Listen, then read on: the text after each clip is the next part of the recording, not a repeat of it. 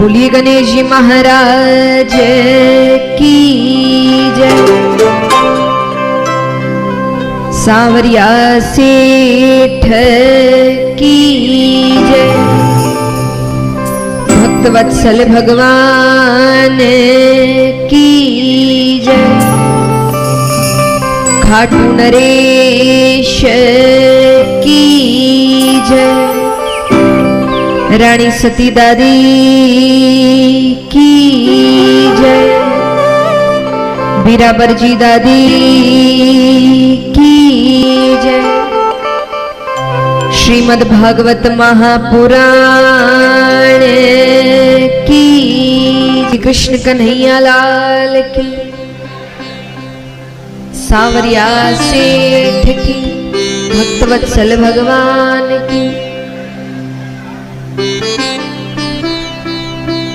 आइए कथा आरंभ करते हैं, पर उससे पहले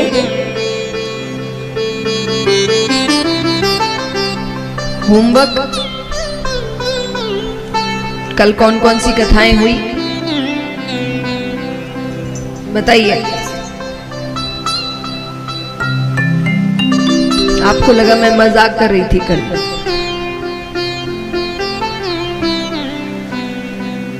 बताइए।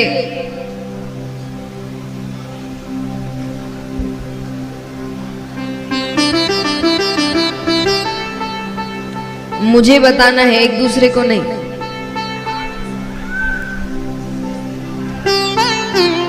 सुखदेव जी के अवतार की कथा और भागवत जी का महात्म और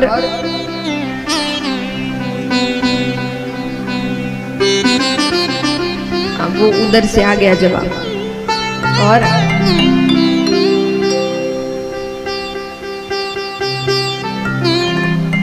अमर कथा। तो ये सभी कथाएं हमने कल सुनी। अब हम चलते हैं नैमिषारण्य वन में, जहां पर 88,000 ऋषिगण बैठे हैं। उनको सूत जी कथा सुना रहे हैं। 88,000 ऋषिगणों में जो सबसे बड़े ऋषि हैं उनका नाम है शौनक ऋषि। तो हम सभी को शौनकादि ऋषियों के नाम से संबोधित करेंगे। तो यहां पर शौनकादि ऋषि सूत जी से पूछते हैं, अज्ञान ध्वंत विध्वंस कोटि सूर्य समप्रभा सूता क्या ही कथा सारम मम कर्णे रसायनम मम कर्णे रसायनम। शौनकादि ऋषि कहते हैं सूत जी से कि प्रभु हम सब अज्ञानी हैं और आप में एक नहीं दो नहीं करोड़ों सूर्यों के समान ज्ञान रूपी प्रकाश है। हमें बताइए कलयुग में जीव का कल्याण कैसे होगा। कलयुग में क्योंकि वो पूर्ण रूप से संसार में लिप्त होगा, रोगों से पीड़ित होगा, दुखों से ग्रसित होगा, ऐसे में उसका कल्याण कैसे हो। सूत जी कहते हैं क्या, काल व्याल मुख ग्रास त्रास निर्नाश हे तवे श्रीमद् भागवतम शास्त्रम कलो किरेन भाषितम। काल व्याल मुख ग्रास माने काल एक सर्प की तरह है, सांप की तरह, जो सबको अपना भोजन बनाते हुए आ रहा है, यानी सबकी आयु निश्चित है। कहते हैं जीवन में कोई भी चीज निश्चित नहीं है। जैसे मान लीजिए एक बच्चा जन्म लेता है, अब वो बड़ा होगा कि नहीं होगा इसमें संदेह है। संदेह माने डाउट, होगा नहीं होगा पता नहीं, तो संदेह है, हाँ या ना? जोर से कहिए, हाँ या ना? संदेह है, पता नहीं बड़ा होगा नहीं होगा। वो बच्चा पढ़ाई करेगा कि नहीं करेगा इसमें संदेह है। उसकी शादी होगी कि नहीं होगी इसमें संदेह है। उसके बच्चे होंगे कि नहीं होंगे इसमें संदेह है। वो मरेगा कि नहीं मरेगा इसमें संदेह है। इसमें कोई संदेह, जन्म लिया है तो मरना निश्चित है, जरूर मरेगा। लेकिन उस मरने की तैयारी क्या हुई है? कितने हैं जिन्होंने, अच्छा यहाँ कितने लोग हैं जो साल में 2 साल में एक बार कहीं परिवार के साथ बाहर जाते हैं? हाथ उठाना। अच्छा, और अगर बाहर नहीं तो मान लीजिए जिनका पीहर बाहर है, दूसरे गांव है, दूसरे शहर है, तो साल में एक बार अपने पीहर जरूर जाते हैं बच्चों को लेकर। हाथ उठाना। तो मतलब बाहर निकलना हो जाता है साल 2 साल में एक बार। कितनी तैयारियां करते हैं? कितने दिन के लिए जाते हो?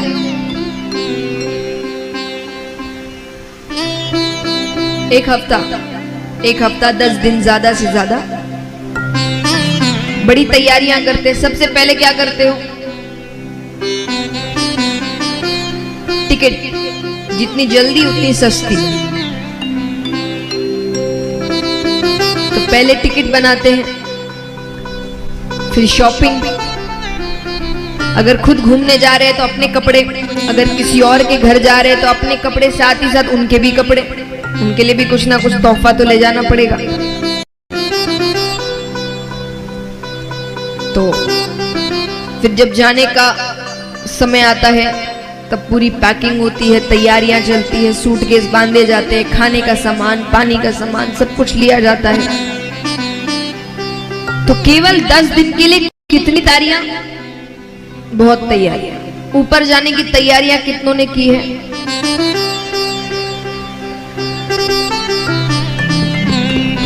की है। वहां ये ट्रेन की टिकटें, फ्लाइट की टिकटें काम नहीं आती, वहां पुण्य की टिकट काम आती है। वहां पहुंचते हैं, वो यही पूछते क्या किया, कितने पुण्य किए, कितने पाप किए। पुण्य किए जाओ स्वर्ग में, नहीं किया जाओ नरक में। तो ऊपर जाने की भी थोड़ी तैयारियां करिए। धीरे धीरे करोगे तब जाके तो अच्छी टिकटें बनेंगी। यहाँ पर भी वही काम आता है, जितनी जल्दी उतनी अच्छी, बस सस्ती की जगह अच्छी। तो जितनी जल्दी शुरुआत कर दोगे काम उतना अच्छा हो। जितनी तैयारियां बाहर के लिए करते हो उतनी तैयारियां ऊपर के लिए भी करो, क्योंकि वो भी जरूरी है।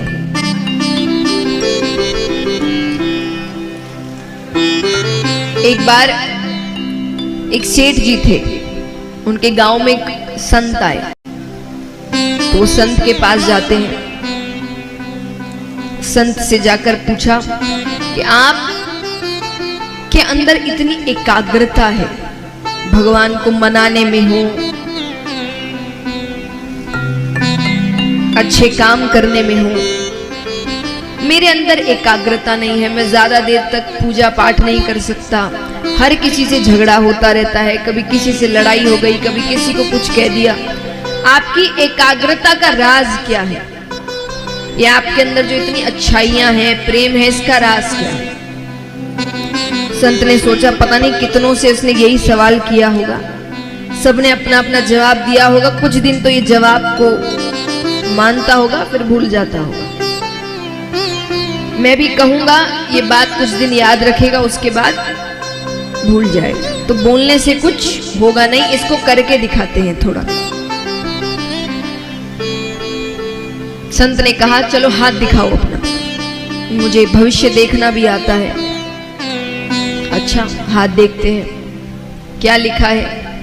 और हाथ आप बाद में देखिएगा, पहले मेरे प्रश्न का उत्तर तो दीजिए। संत ने कहा प्रश्न का उत्तर बाद में। तुम सिर्फ 10 दिन के मेहमान हो। कितने दिन के? क्या बोले? हाँ, अभी 10 दिन में देखो तुमको क्या करना है क्या नहीं करना है, तुम देख लो। वो तो दौड़ा दौड़ा गया। 1 दिन, 2 दिन, 3 दिन, 4 दिन, 5, 6, 7, 8, 9, 10, 11, 12, 13, 14, 15 दिन निकल गए, कुछ नहीं हुआ। 15 दिन बाद वापस आता है, आकर कहता है आपने तो कहा था 10 दिन में मृत्यु हो जाएगी, 15 दिन हो गए, मुझे तो कुछ नहीं हुआ। अच्छा, संत ने कहा 10 दिन 15 दिन में क्या किया तुमने? अरे बोले मुझे जब से पता चला है मेरी मृत्यु आने वाली है, मैंने तो सबसे माफी मांग ली, मैंने अपना धन दान कर दिया, मैंने खूब दान धर्म किया, मैंने सबसे माफी मांगी, अब तो ऐसा पूजा पाठ में लगा हूं। संत ने कहा तुम तो कहते तुम्हारा मन नहीं लगता। बोले मन जिसको पता है उसकी मृत्यु सामने है, उसका मन नहीं लगने को भी लग जाएगा। कैसे मन ना लगे भगवान में, जब पता है 10 दिन में इंसान ऊपर ही जाने वाला है। संत ने कहा मेरी एकाग्रता का राज यही है, मैं अपनी मृत्यु को याद रखता हूं, क्योंकि किसी को नहीं पता मृत्यु कब आ जाए। तो मैं ये याद रखता हूं, ये याद मुझे अच्छे काम करवाती है कि कब मृत्यु आ जाए तो जितना कर सकता है उतना भी कर ले। तो इसीलिए अपनी मृत्यु को याद रखिए। डरना नहीं है, लेकिन वो एक जो हल्का सा डर होता है ना, वो आपको अच्छे कर्मों से जोड़ कर रखता है। हम इसलिए तो बुढ़ापे में अच्छे कर्म करने के सोचते हैं। क्यों? क्योंकि बुढ़ापे में पता है कब मृत्यु आ जाए पता नहीं, तो इंसान बड़ा अच्छा काम करता है, दिन भर भगवान का नाम जप करता रहता है। बूढ़े व्यक्ति भगवान का नाम ज्यादा लेते हैं, थोड़ी सी तबीयत खराब नहीं होती भगवान का नाम लेने लग जाते हैं। क्यों? मृत्यु। लेकिन जैसा मैंने कल कहा कि भगवान ने कोई ऊपर से अग्रीमेंट थोड़ी साइन कराया है कि तुम इतने वर्ष तक तो जिंदा रहोगे ही रहोगे, कुछ नहीं पता।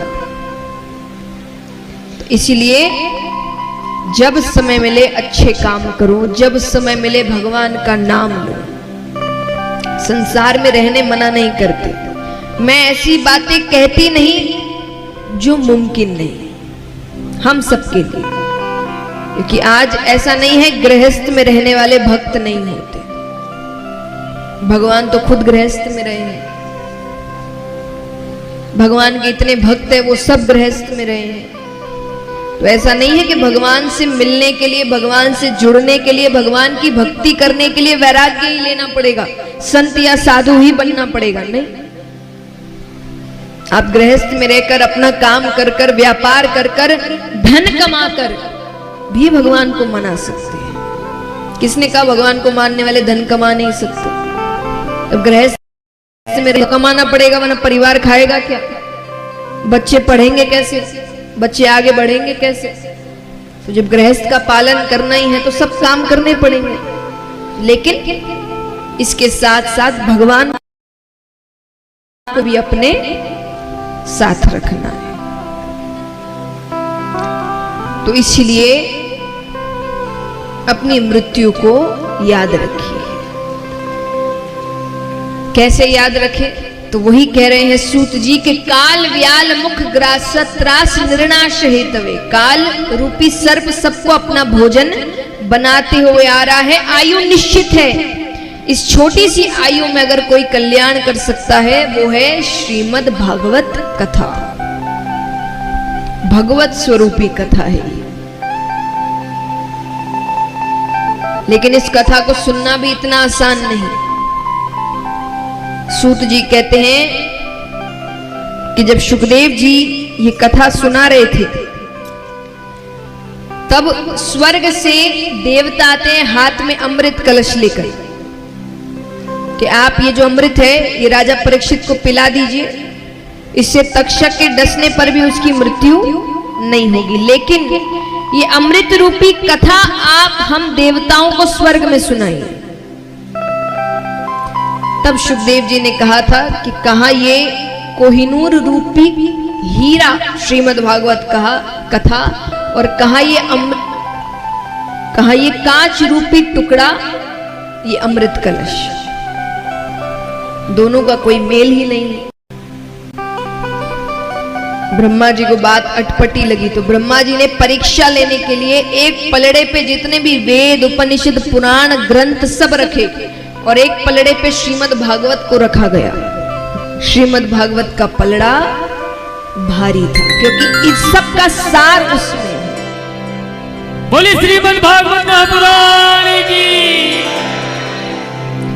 तो सूत जी कहते हैं, अब शौनकादि ऋषियों ने कहा हमें ये बताइए पहली बार ये कथा किसने किससे कही। सूत जी कहते हैं सबसे पहले ये कथा सनकादि ऋषियों ने नारद जी से कही। क्यों कही? नारद जी ने पृथ्वी की बड़ी प्रशंसा सुन रखी थी, सती सावित्री, राजा हरिश्चंद्र। तो वो नीचे आते हैं पृथ्वी की परिक्रमा करने, करते करते हरिद्वार पहुंचते हैं। वहां पे उनकी भेंट होती है सनकादि ऋषियों से। सनकादि ऋषियों ने देखते हैं उनका चेहरा मुरझाया हुआ है, दुखी है, चिंतित है। सनकादि ऋषियों ने कहा जो हर वक्त भगवान का नाम लेता है उसको किस बात की चिंता। नारद जी हर वक्त क्या नाम लेते रहते हैं? जोर से कहिए, और जोर से, एक बार नहीं। टीवी पे नहीं देखते आप? नारायण नारायण। तो नारद जी आते हैं, उन्होंने पूछा कि आपके चेहरे पर इतनी उदासी, इतनी चिंता, ऐसी क्या बात है? नारद जी ने कहा मैं पृथ्वी की परिक्रमा करने नीचे आया, बड़ी बातें सुन रखी थी मैंने, लेकिन आकर देखा तो मैंने उल्टा ही दृश्य है। यहां तो घर घर कलह हो रहे हैं, भाई भाई से लड़ रहा है, बच्चे माता पिता को घर से बाहर निकाल देते हैं, वृद्धाश्रम छोड़ाते हैं, बेटी ना तो गर्भ के अंदर सुरक्षित है ना गर्भ के बाहर। गर्भ के अंदर हो तो अंदर ही मार देने की बातें हैं, बाहर रहे तो ऐसे 10 चीजें हैं जिससे उनको मार दिया जाता है। नारद जी कहते ये सब देखते देखते मैं वृंदावन यमुना नदी के तट पर गया तो मैंने देखा वहां पर एक बड़ा सा सिंहासन रखा है, उस पे एक सुंदर देवी स्वरूपा स्त्री बैठी है, बहुत रो रही है। उसके पास 2 वृद्ध पुरुष लेटे हुए हैं, ऊंची ऊंची सांसें ले रहे हैं। ऊंची ऊंची सांसें यानी ऊंची ऊंची सांसें मतलब अंतिम सांसें, यानी कभी भी कुछ भी हो सकता है। और सब देख रहे हैं मगर कोई सहायता नहीं कर रहा। ये देखते देखते मैं जब आगे बढ़ रहा था उसने मुझे आवाज लगाई कि हे नारद ऋषि मेरी मदद करिए, आपके तो दर्शन मात्र से जीव का कल्याण हो जाता है, मेरी चिंता का नाश करिए। नारद जी ने कहा क्या हुआ है, तुम कौन हो, ये 2 वृद्ध पुरुष कौन है? और जब मैंने जवाब सुना, क्या जवाब था? वो स्त्री कहती है मेरा नाम भक्ति है। क्या है? ये 2 वृद्ध पुरुष कौन है? ये बोले ये 2 मेरे बच्चे हैं, ज्ञान और वैराग्य। नारद जी ने कहा तुम्हारी ऐसी हालत कैसे हो गई, इनकी ऐसी हालत कैसे हो गई? भक्ति कहती है मेरा जन्म दक्षिण भारत में हुआ, कर्नाटक में मेरा परिपालन हुआ, वहां मैंने यौवन अवस्था प्राप्त की, लेकिन गुजरात आते आते मैं वृद्ध हो गई। अब वृंदावन में आकर मैंने तो अपनी यौवन अवस्था प्राप्त कर ली, लेकिन मेरे बच्चे अभी तक वृद्ध हैं। दक्षिण भारत में जन्म हुआ, ऐसा क्यों कहा? उस समय दक्षिण भारत में बड़े बड़े संत हुए थे जिन्होंने अपना पूरा जीवन भक्ति के प्रचार प्रसार में लगा दिया। इसीलिए माना जाता है कि भक्ति का जन्म दक्षिण भारत में हुआ। कर्नाटक में परिपालन हुआ, जहां पर आचार विचार शुद्ध होते हैं वहां भक्ति बढ़ती है। आज भी कर्नाटक में कितने भक्त हैं जो पूरे नियम से निर्जला एकादशी का व्रत करते हैं। तो इसीलिए माना जाता है भक्ति ने वहां अपनी यौवन अवस्था प्राप्त की। लेकिन गुजरात में भक्ति वृद्ध हो गई। पहले गुजरात में बिल्कुल भी भक्ति नहीं थी। आज की बात बिल्कुल अलग है। आज तो गुजरात भक्ति का मुकुट होकर रखा है। बड़े बड़े भक्त हैं, बड़े बड़े कथावाचक हैं वहां पर, श्री मुरारी बापू जी, रमेश भाई जी ओझा सब। लेकिन उस वक्त नारद जी की जब बात हो रही है तब गुजरात में भक्ति बिल्कुल भी नहीं थी, बिल्कुल भी नहीं।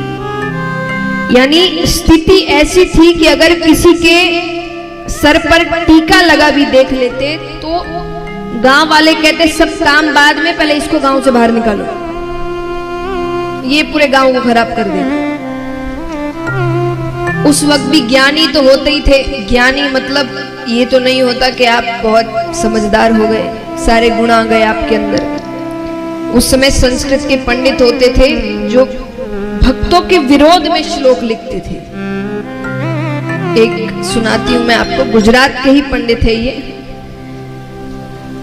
उन्होंने लिखा था उस वक्त कि काष्ठ कंठी मृग तिल की पाखंडी ना संशय, कि जो तुलसी की माला पहनते हैं, सर पे तिलक लगाते हैं, ये पाखंडियों के लक्षण होते हैं।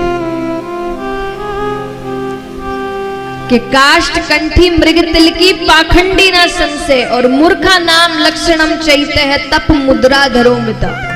यानी जो तुलसी की माला पहनते हैं, तप करते हैं, टीका लगाते हैं, सत्संग करते हैं, ये सब मूर्खों के लक्षण हैं।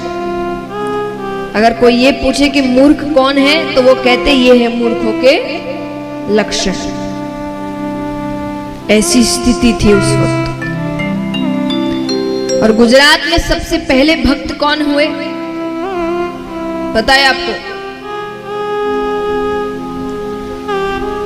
गुजरात की बंजर भूमि में जहां भक्ति बिल्कुल नहीं थी, वहां पर सबसे पहले भक्त हुए नरसिंह जी। नरसिंह जी के समय भी आप नरसिंह जी की कथा सुनते हैं, उनको बहुत परेशान किया गया, बहुत तंग किया गया। लेकिन वही है जिन्होंने बंजर भूमि को वापस से हरा भरा कर दिया, भक्ति से भर दिया। उसके बाद बड़े भक्त हुए, लेकिन पहले भक्त थे नरसिंह जी।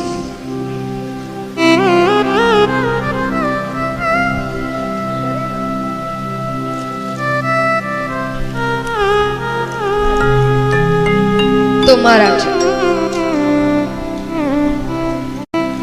तो यहां पर नारद जी कहते हैं कि ऐसी ऐसी बात है। अब उन दो ज्ञान वैराग्य के लिए मैंने बहुत कुछ किया, कई वेद उपनिषदों के श्लोक कहे, लेकिन जब तक मैं कहता तब तक तो चेतन अवस्था में रहते। जैसे ही मैं चुप हो जाता वो वापस बेहोश हो जाता। अब मैं क्या करूं, मुझे समझ नहीं आ रहा। तब सनकादि ऋषियों ने कहा, सनकादि ऋषि कौन है? ये ब्रह्मा जी के 4 मानस पुत्र हैं, सनक, सनंदन, सनत कुमार, सनातन। हर वक्त एक साथ रहते हैं, इसलिए इनको एक साथ कहा जाता है सनकादि ऋषि। तो उन्होंने कहा एक काम करिए, आप श्रीमद् भागवत कथा सप्ताह पारायण करिए, जो आप सब सुन रहे हैं। जैसा मैंने कल बताया, महीना पारायण भी होता है, 1 महीने की कथा लगातार। यानी इतनी कथाएं हैं श्रीमद् भागवत कि महीना कम पड़ जाए पर कथाएं खत्म नहीं होती। लेकिन समय को देखते हुए सप्ताह पारायण भी रखा गया है। 7 दिनों में कथा होती है। अब यहां पर नारद जी ने कहा, जब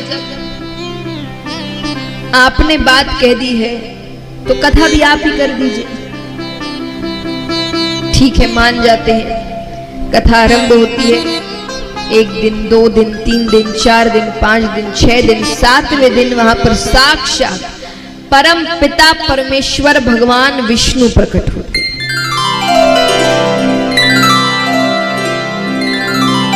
विष्णु भगवान प्रकट होते सबसे पहले तो ज्ञान और वैराग्य को उनकी यौवन अवस्था देते हैं। फिर भक्ति से कहते हैं तुम्हें जो वरदान मांगना है मांगो, क्या चाहते हैं। एक बात बताइए, भगवान को प्राप्त करने के 2 रास्ते हैं, कौन कौन से?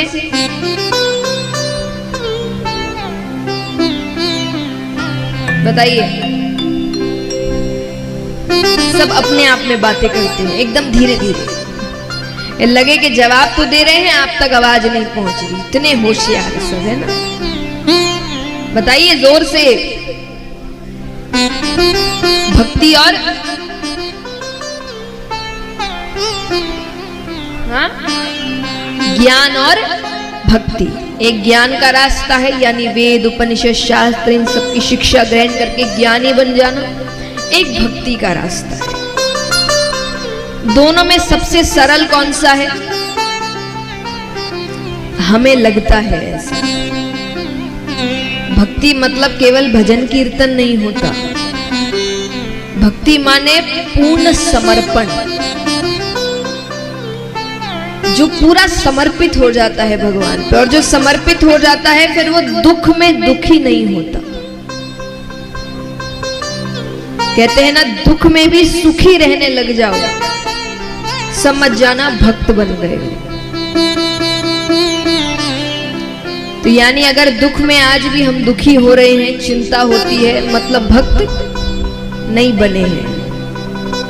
क्योंकि पूर्ण समर्पण यानी सब कुछ भगवान पर छोड़ दिया। जिसने भगवान पे छोड़ दिया उसको किस बात की चिंता? वो तो यही कहेगा मेरे जीवन में जो भी हो रहा है वो कर रहा है, और वो कुछ गलत नहीं करता, तो किस बात की चिंता और किस बात का दुख? लेकिन भक्ति को फिर भी ज्यादा महत्व दिया गया है। क्यों? कारण है। जैसे मान लीजिए ये बड़ी बड़ी पढ़ाई करते हैं ना बच्चे, इंजीनियरिंग है, MBA है, तो इसमें अलग अलग कॉलेजेस होते हैं। एक जैसे IIM या IIT होती है। ये कॉलेजेस आपको डिग्री तो देते हैं, साथ ही साथ नौकरी भी देते हैं। पक्की बात है कि नौकरी मिलेगी। आप कितने की मिलती है वो आप पर निर्भर करता है, आप कितना अच्छा काम कर पाए, पर नौकरी जरूर मिलेगी। कुछ कॉलेजेस होते हैं जो सिर्फ डिग्री देते हैं, नौकरी खुद ढूंढो जाके। अब इन दोनों में से ज्यादा अच्छा कॉलेज कौन सा है? हाँ, यानी जो आपको नौकरी भी दे, यानी दोनों चीजें वहीं खत्म हो जाए, है ना, जाकर आपको 10 जगह ना घूमना पड़े। तो ज्ञान और भक्ति में यही अंतर है। कैसा? जब भक्ति से भगवान ने कहा कि क्या वरदान चाहिए, भक्ति कहती है मुझे वरदान दीजिए, मेरे माध्यम से आपको जो भी बुलाएगा, अच्छा हो बुरा हो, गुणी हो अवगुणी हो, धनवान हो बहुत गरीब हो, ऊंचे से ऊंचे कुल का हो कि नीच से नीच कुल का हो, पुण्य करने वाला हो कि पापी हो, अगर उसने भक्ति से बुलाया है तो आप उसके घर जरूर जाएंगे। यानी यहाँ पर डिग्री तो मिल रही है, नौकरी भी पक्की है। यानी भक्ति कर रहे हो, भगवान का मिलना भी पक्का है। ज्ञान में वैसा नहीं। ज्ञान में तो एक चूक हुई और सब खत्म। चूक नहीं होनी चाहिए। ज्ञानियों से गलती हो जाए तो बहुत बड़ी बात हो जाती है, और भक्त तो कुछ भी कर ले, क्योंकि उसको पता है कि मुझे तो भगवान मिलना ही है, मुझे बस मेरा काम ठीक से करना है, बाकी भगवान तो मिल नहीं है, इसीलिए भक्ति को ज्यादा महत्व दिया गया है। तो महाराज इस प्रकार सबसे पहले सनकादि ऋषियों ने ये कथा नारद जी से कही। शौनकादि ऋषि कहते दूसरी बार किसने किससे कही? बोले दूसरी बार तुंगभद्रा नदी के तट पर एक ब्राह्मण रहते थे, आत्मदेव नामक ब्राह्मण, भगवान के बहुत अच्छे भक्त, धनवान, अच्छा व्यापार करते, बड़ा घर, बहुत पैसा था उनके पास, बस संतान नहीं थी, एक भी संतान नहीं। और जितने अच्छे पति थे उतने ही अवगुण पत्नी में थे। पत्नी का नाम था धुंधली। सुबह उठने के बाद जब तक एक दो घर में कलह ना करवा दे वो भोजन नहीं करती। पर इस पर भी आत्मदेव प्रसन्न थे। आत्मदेव कहते ऐसी पत्नी दी है तो आप में लगा हुआ हूं, अच्छी दी होती तो उसी के पीछे लगा रहता दिन भर। तो वो इसमें भी प्रसन्न था कि ठीक है वो अपनी जिंदगी जी रही है, मैं अपनी, लेकिन बस संतान नहीं है, उसे संतान चाहिए थी। बड़ी कोशिशें की, हर रूप से देखा, लेकिन कुछ नहीं हो रहा, पूजा पाठ सब कुछ करवाया। अंत में वो अपने घर पर एक गौ माता लेकर आता है। उसने सोचा कि गौ माता के जो बछड़ा या बछड़ी होगी उसी को अपनी संतान मानकर पाल लूंगा। ऐसा दुर्भाग्य, वो गौ माता भी बांझ निकली।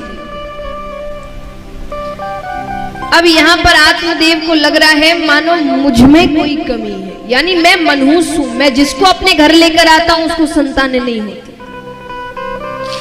ऐसे जीवन का क्या करे? उसके मन में इच्छा आई, आत्महत्या कर लेते, जीवन को ही खत्म कर देते। नदी में डूबने जाता है, पीछे से एक ऋषि खींच लेते हैं। अरे क्या कर रहे हो? इतनी मुश्किल से ये मनुष्य जन्म मिला है, इसको ऐसे ही खत्म कर दोगे? वो कहे मैं क्या करूं, मेरे संतान नहीं है, संतान के बिना जीवन अधूरा लगता है, संतान नहीं होगी तो मेरा पिंडदान कौन करेगा, मेरा कल्याण कैसे होगा? ऋषि ने कहा तो तुम्हारे बोले अनुसार तो जिस जिसके संतान है सबका कल्याण हो गया। अरे कल्याण कोई सिर्फ संतान से थोड़ी होता है, तुम्हारे कर्म अच्छे होंगे तो अपने आप ही कल्याण हो जाएगा। पिंडदान क्या हो? पिंड यानी शरीर, इस शरीर को भगवान की भक्ति में लगा दो, हो गया दान और हो गया कल्याण। जब खुद का कल्याण खुद कर सकते हो तो किसी और के भरोसे क्यों? बहुत कुछ समझाया ऋषि ने पर कुछ असर नहीं हुआ। वो ऋषि के पैर पकड़कर रोने लग गया, आप मेरी मदद करिए, कुछ ऐसा आशीर्वाद दीजिए कि मुझे संतान हो जाए। ठीक है, उनको दया आ गई। वो एक फल देते हैं, कहा अपनी पत्नी को खिला देना, तुम्हें पुत्र होगा और तेजस्वी पुत्र होगा, क्योंकि इस फल में मैंने अपने आज तक के तप का पूरा तेज डाल दिया है। यानी जो पुण्य मैंने किए हैं वो सब इस फल में है, बड़ा अच्छा पुत्र होगा। तो ठीक है, जाता है, पत्नी को सब बताता है, उसे फल दे दिया। पत्नी सोचे कहां से लेकर आए हैं, खाने से क्या हो जाए। इतने में ही उसकी बहन आती है, उसने अपनी बहन को सब कुछ बताया। बहन ने कहा देखो तुम्हारे पास धन की कमी नहीं? बोले नहीं, मेरे पास संतानों की कमी नहीं। मैं 1 महीने के गर्भ से हूं, तुम अपने पति से कहो तुमने फल खा लिया, तुम गर्भवती हो गई, लेकिन बच्चा तुम अपनी बहन के घर पैदा करोगे, तो मुझे जो संतान होगी वो मैं तुम्हें दे दूंगी, तुम बदले में मुझे बहुत सा धन दे देना। ठीक है, फल का क्या करें? अरे बोले ये सब कोई काम करते हैं क्या? गौ माता की टोकरी में डाल दो। गौ माता ने खा लिया, गौ माता गर्भवती हो गई। 9 महीने बाद दोनों बालक लेकर आ, यानी गौ माता को एक बालक हुआ और धुंधली भी बालक लेकर आती है। गौ माता की जो बालक हुआ बड़ा विचित्र, शरीर मनुष्य का है पर कान गाय के हैं। तब दोनों के नाम रखे गए। तो गौ माता से जो पुत्र हुआ उसका नाम रखा गौकर्ण, यानी गाय के जैसे कान। और धुंधली से जो बालक हुआ उसका नाम रखा धुंधकारी। अब धीरे धीरे बच्चे बड़े हो रहे हैं। गौकर्ण जी तो बड़े अच्छे बालक हुए, और वहीं पर धुंधकारी सर्व अवगुण संपन्न। नहीं सुना हो तो फिर से कहूं, सर्व अवगुण संपन्न। ऐसा कोई अवगुण नहीं जो उसमें नहीं है। चोरी करना, झूठ बोलना, मदिरा पान करना, नशा करना, गलत स्त्रियों के साथ संग करना, सब कुछ करता। एक अच्छी उम्र आने के बाद, उस समय भी देखिए गृहस्थ वाले भी जीवन भर गृहस्थ का पालन नहीं करते थे। जब बच्चे अच्छे समझदार हो जाते तो बच्चों को उन पर छोड़कर वो वन की ओर चले जाते थे। तो गौकर्ण जी ने कहा कि अब हम सब बड़े हो गए हैं, मैं तो गुरुकुल जा रहा हूं। जैसे आजकल बच्चे बाहर निकल जाते ना बड़ी पढ़ाई करने के लिए, पहले गुरुकुल जाते थे। कि अब बड़े हो गए, अब 16, 17, 18 साल की उम्र में उनको गुरुकुल भेज देते थे। अब सारे काम खुद करो, खुद अपना जीवन चलाओ। तो उन्होंने कहा मैं तो गुरुकुल जा रहा हूं, आपको भी मेरे हिसाब से अब गृहस्थ छोड़ देना चाहिए। ठीक है, गौकर्ण जी चले गए, पिता भी चले गए। अब यहां पर घर में केवल धुंधकारी और उसकी माता।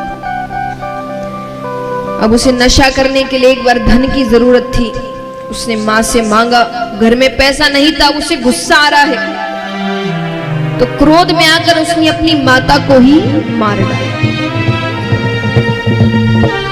अब पूरी आजादी, कई स्त्रियों को घर पर लेकर आ गया। उनके कहने पर राजा के खजाने में चोरी की। स्त्रियों ने सोचा एक ना एक दिन तो पकड़े जाएंगे, इसके चक्कर में हमें भी दंड मिलेगा। तो एक रात्रि उसे बहुत मदिरा पान कराया गया, इतना मदिरा पान कि वो खुद कुछ करने की हालत में ना रहे। अब उसे मारने की कोशिश की जा रही है।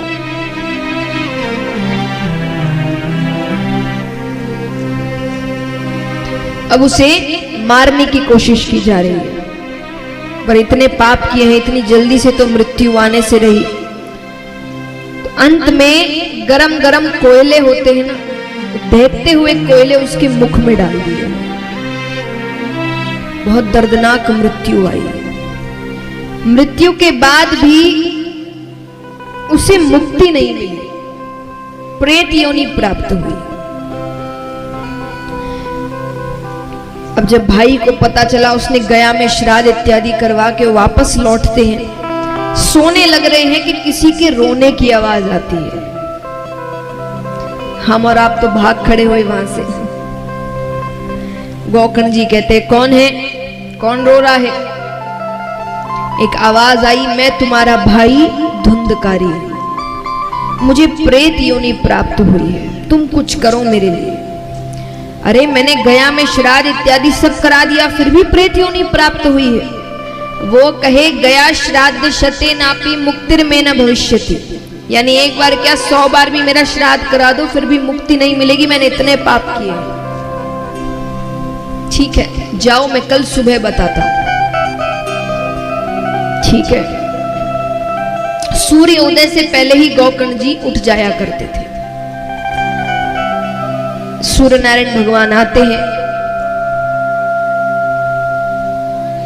वो उन्हें रोकते हैं, कहते हैं जो त्रिकाल संध्या करते हैं उनकी बातें देवता सुनते हैं। त्रिकाल संध्या यानी त्रिकाल संध्या यानी 3 बार पूजा, सुबह, शाम और रात को सोने से पहले, नियम अनुसार एक समय पर, जब मनाया तब नहीं।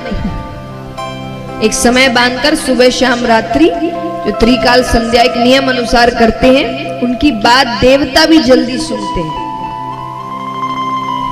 तो गौकर्ण जी त्रिकाल संध्या करते थे। सूर्य नारायण भगवान को रोका, सूर्य नारायण भगवान कहते क्या हुआ है? उन्होंने सारी बातें बताई। मेरे भाई को मुक्ति कैसे मिले? एक काम करो, श्रीमद् भागवत कथा सप्ताह पारायण करो। ठीक है, तो सबको न्योता भेजा गया, और भी लोग सुने, गांव के जितने लोग थे सब पधारे। 7 दिन की कथा, तो 7 गांठों वाला बांस मंगाया गया, क्योंकि प्रेत है ना, कहीं ठहर नहीं सकता, तो उसको रोकने के लिए उसको 7 गांठों से बांधा गया। पहले दिन की कथा पहली गांठ फट गई, दूसरे दिन की कथा दूसरी गांठ फट गई, करते करते 7 दिनों में 7 गांठें फटती है, और उसमें से एक दिव्य पुरुष निकलते हैं, धुंधकारी जी। उनको लेने भगवान का विमान आता है। भगवान का विमान आया तो गोकर्ण जी कहते तो गलत बात है, कथा सबने सुनी है, विमान सिर्फ इसके लिए क्यों? मान ली यहां कितने हैं जो सोच के रखे हैं कि 7 दिन की कथा सुनेंगे? हाथ उठाना। मान लीजिए आप 7 दिन कथा सुनते और 7वें दिन यहां पर से सिर्फ किसी एक को भगवान आए और दर्शन देकर चले जाए, आपको अच्छा लगेगा? आप कहेंगे समय तो हमने भी दिया, कथा तो हमने भी सुनी, दर्शन हमको क्यों नहीं? तो गोकर्ण जी को भी यही लगा कि जब कथा सबने सुनी है तो विमान सिर्फ इसके लिए क्यों? तब जो विमान लेकर आए थे भगवान के पार्षद, वो कहते हैं सिर्फ सुनने से कल्याण नहीं होता, कोई भी चीज हो सिर्फ सुनने से नहीं होता। कैसे होती है? श्रवण, चिंतन, मनन। सिर्फ आए कान से सुना, घर जाकर भूल गए, उससे कल्याण नहीं होगा। यहां सुनते हैं, घर जाकर उसका चिंतन करते हैं, क्या हुआ क्या नहीं हुआ, क्या कहा गया, फिर मनन, उन बातों को अपने जीवन में उतारते हैं, तब जाकर कल्याण होता है। तो बोले इसने कैसे किया? अब हम बाकी सब जितने भी कथा सुनते थे वो तो चले जाते थे, धुंधकारी जी तो वहीं रहते थे क्योंकि वो बंधे हैं।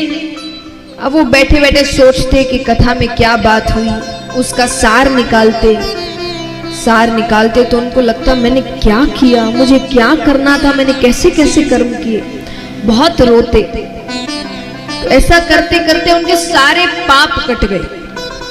इसीलिए 7वें दिन उनके लिए भगवान का विमान आया। तो इन बातों को ध्यान में रखकर दूसरी बार कथा करिए, और दूसरी बार की कथा में 7वें दिन जितने भक्तों ने कथा सुनी थी उन सब के लिए भगवान का विमान आया और सबको भगवान के धाम लेकर गया। इसीलिए आपको भी कथा सिर्फ सुननी नहीं है, श्रवण, चिंतन, मनन, ये 3 चीजें आपको कल्याण के द्वार तक लेकर जाती है। अब यहां पर शौनकादि ऋषि कहते हैं सूत जी से कि प्रभु हमें ये बताइए भगवान ने कितने अवतार लिए? यहां पर कितनों को पता है भगवान ने कितने अवतार लिए? कितने? 24। भगवान ने कुल 24 अवतार लिए। 2 अवतारों के बारे में ज्यादा नहीं बताया गया है, जो है हंसा अवतार और हयग्रीव अवतार। हंसा अवतार में भगवान ने ब्रह्मा जी को श्रीमद् भागवत कथा सुनाई थी, सिर्फ 4 श्लोकों, जिसको कहते हैं चतुर्श्लोकी भागवत।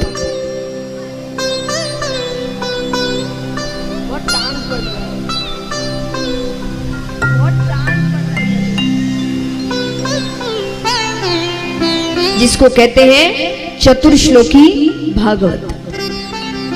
तो वो भगवान ने हंसा अवतार में सुनाई। फिर है हयग्रीव अवतार। हयग्रीव नामक एक दैत्य था, सर घोड़े का, शरीर मनुष्य का। उसने ब्रह्मा जी की तपस्या करी, ब्रह्मा जी को प्रसन्न किया। ब्रह्मा जी ने कहा क्या चाहिए वरदान में? बोले मुझे वरदान दीजिए कि मुझे मुझ जैसा कोई हयग्रीव ही मार सके। उसको पता था उस जैसा सिर्फ एक ही है, अब वो यहाँ पाप अन्याय करने लगा तो उसको मारने के लिए भगवान ने हयग्रीव अवतार लिया। तो ये 2 अवतार विस्तार में नहीं बताए गए। अब चलते हैं 22 अवतारों की ओर जो विस्तार में बताए गए हैं। कुछ के आपको नाम बताऊंगी, कुछ की कथा भी सुनाऊंगी। आइए, सबसे पहला अवतार भगवान का सनकादि ऋषियों के रूप में, सनक सनंदन सनत कुमार सनातन, ये भगवान का पहला अवतार। दूसरा अवतार वराह अवतार, जिसके दर्शन आप आज करेंगे। तीसरा अवतार नारद जी के रूप में भगवान ने लिया, नारद जी भी भगवान का ही अवतार है। चौथा अवतार नर नारायण के रूप में। पांचवा अवतार कपिल भगवान के रूप में। छठा अवतार दत्तात्रेय भगवान के रूप में। ये थोड़ा विस्तार में सुनाते हैं। अत्रि ऋषि जिनका विवाह हुआ माता अनुसुईया के साथ। माता अनुसुईया पतिव्रता धर्म का पालन करती थी। एक व्रत है, एक धर्म है जिसके कुछ नियम हैं, आप उसका पालन करते हैं तो पतिव्रता नारी कहलाते हैं। जो जितने कठोर रूप से पालन करे वो उतनी पतिव्रता नारी। तो उस वक्त उनके सतीत्व का डंका बज रहा था, यानी उन जैसी पतिव्रता नारी और कोई थी नहीं। ये बात नारद जी 3 देवियों को बताते हैं। 3 देवियां कौन है?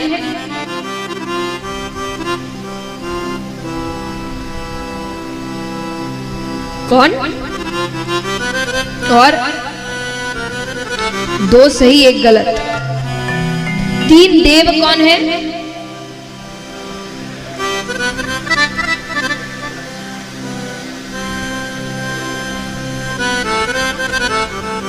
तीन देव कौन है? ब्रह्मा विष्णु। तो 3 देवियां कौन हुई? ब्रह्माणी, लक्ष्मी माता, पार्वती माता। 3 देवों की 3 देवियां। तो नारद जी जाते हैं, जाकर माता अनुसुईया की बहुत तारीफ कर रहे हैं। उनके जैसी तो कोई पतिव्रता नारी नहीं है। अच्छा, तीनों ने कहा हमसे भी ज्यादा। नारद जी कहते अभी तो आपसे भी ज्यादा। तीनों को बात अच्छी नहीं लगी। तीनों देवों को तीनों कहती है जाइए और माता अनुसुईया के सतीत्व को भंग कर आइए। अच्छा ठीक है, जाते हैं। क्योंकि देखिए कई बार मान लीजिए कोई आपसे कह रहा है कि आप ये काम नहीं कर सकते, ये काम करना तो आपके बस की बात नहीं है। आपके पास 2 रास्ते हैं, या तो वो काम करके दिखा दो या वहीं खड़े रहकर झगड़ा करते रहो। ज्यादा असरदार रास्ता कौन सा है? करके दिखा दो। तो भगवान को लगा समझाने से कुछ होगा नहीं, ये बातों को और उल्टा ले लेगी, झगड़ा बढ़ना ही है, करके दिखाते हैं। तो भगवान ने कहा ठीक है हम आते हैं। तीनों देव साधु का रूप बनाकर माता अनुसुईया के घर पहुंचते हैं। अत्रि ऋषि स्नान करने बाहर गए हुए थे। तीनों ने आकर आवाज लगाई भिक्षाम देहि। माता फल इत्यादि लेकर आती है। साधुओं ने कहा फल नहीं चाहिए। माता ने कहा तो क्या चाहिए? भोजन कर लीजिए। बोले हाँ भोजन ही करेंगे, लेकिन एक वचन चाहिए, हम जैसे कहेंगे आप वैसे ही भोजन कराएंगे। माता को लगा इनको मेवा मिष्ठान खाने की इच्छा होगी आज। माता ने कहा ठीक है, आप जैसे कहेंगे मैं वैसे ही भोजन कराऊंगा। तीनों बैठते हैं। माता ने कहा कैसे भोजन करना है आपको? बोले आप हमें उसी रूप में भोजन कराएंगी जिस रूप में आप अपनी माता के गर्भ से निकली थी, यानी नग्न अवस्था में। माता को क्रोध आ गया। माता कहती है मैं पतिव्रता नारी हूं, आपको मेरे श्राप से डर नहीं लगता? भगवान कहते हैं आपने तो वचन दे दिया, पूरा तो करना पड़ेगा। अब पूरा करने के बाद क्षमा कर देना कि श्राप देना, ये आपकी दया पर निर्भर करता है। माता कहती है जो श्राप से भी नहीं डर रहा, ये साधारण साधु नहीं है, ये कोई मेरी परीक्षा लेने आया है। अच्छा बैठिए, मैं तैयारी करती हूँ। माता कमरे के अंदर जाती है, जल लेकर आती है, हाथ में जल लेकर भगवान विष्णु का ध्यान कर रही है। भगवान विष्णु का ध्यान करके कहती है अगर मैंने सच में पतिव्रता धर्म का पालन किया है, उन नियमों का पालन सच्चाई से किया है, तो ये जल छिड़कते ही ये तीनों साधु छोटे छोटे बालक बन जाए, और जल छिड़कते ही तीनों देव छोटे छोटे बालक बन जाते। बोलिए सती माता सुइया जी की। अब बालकों का भोजन क्या है? दूध। तो जैसा कहा गया था, माता उसी अवस्था में कमरे में ले जाकर तीनों को दूध पिला देती है। अब 3 बच्चे माता के घर में खेल रहे हैं, खूब छोटे छोटे बच्चे। आइए दर्शन करते हैं, प्रार्थना करते हैं ऐसे ही भगवान हमारे घर भी आए।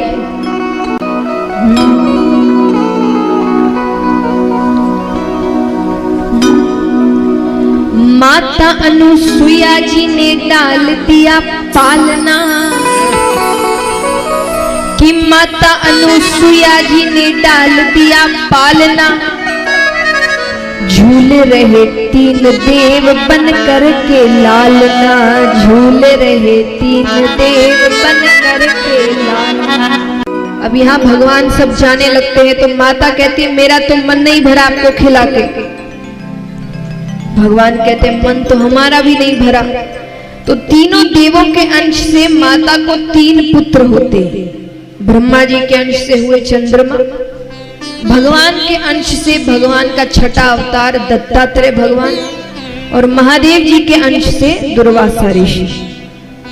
इस प्रकार भगवान अपना छठा अवतार लेते हैं। 7वां अवतार स्वयं मनु सची के द्वारा मनु हुए। 8वां अवतार ऋषभ देव जी के रूप में लेते हैं।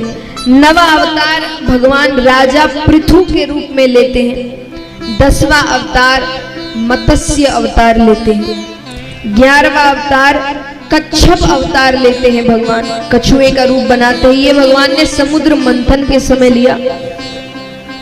मद्राचल पर्वत को अपनी पीठ पर रखते हैं भगवान।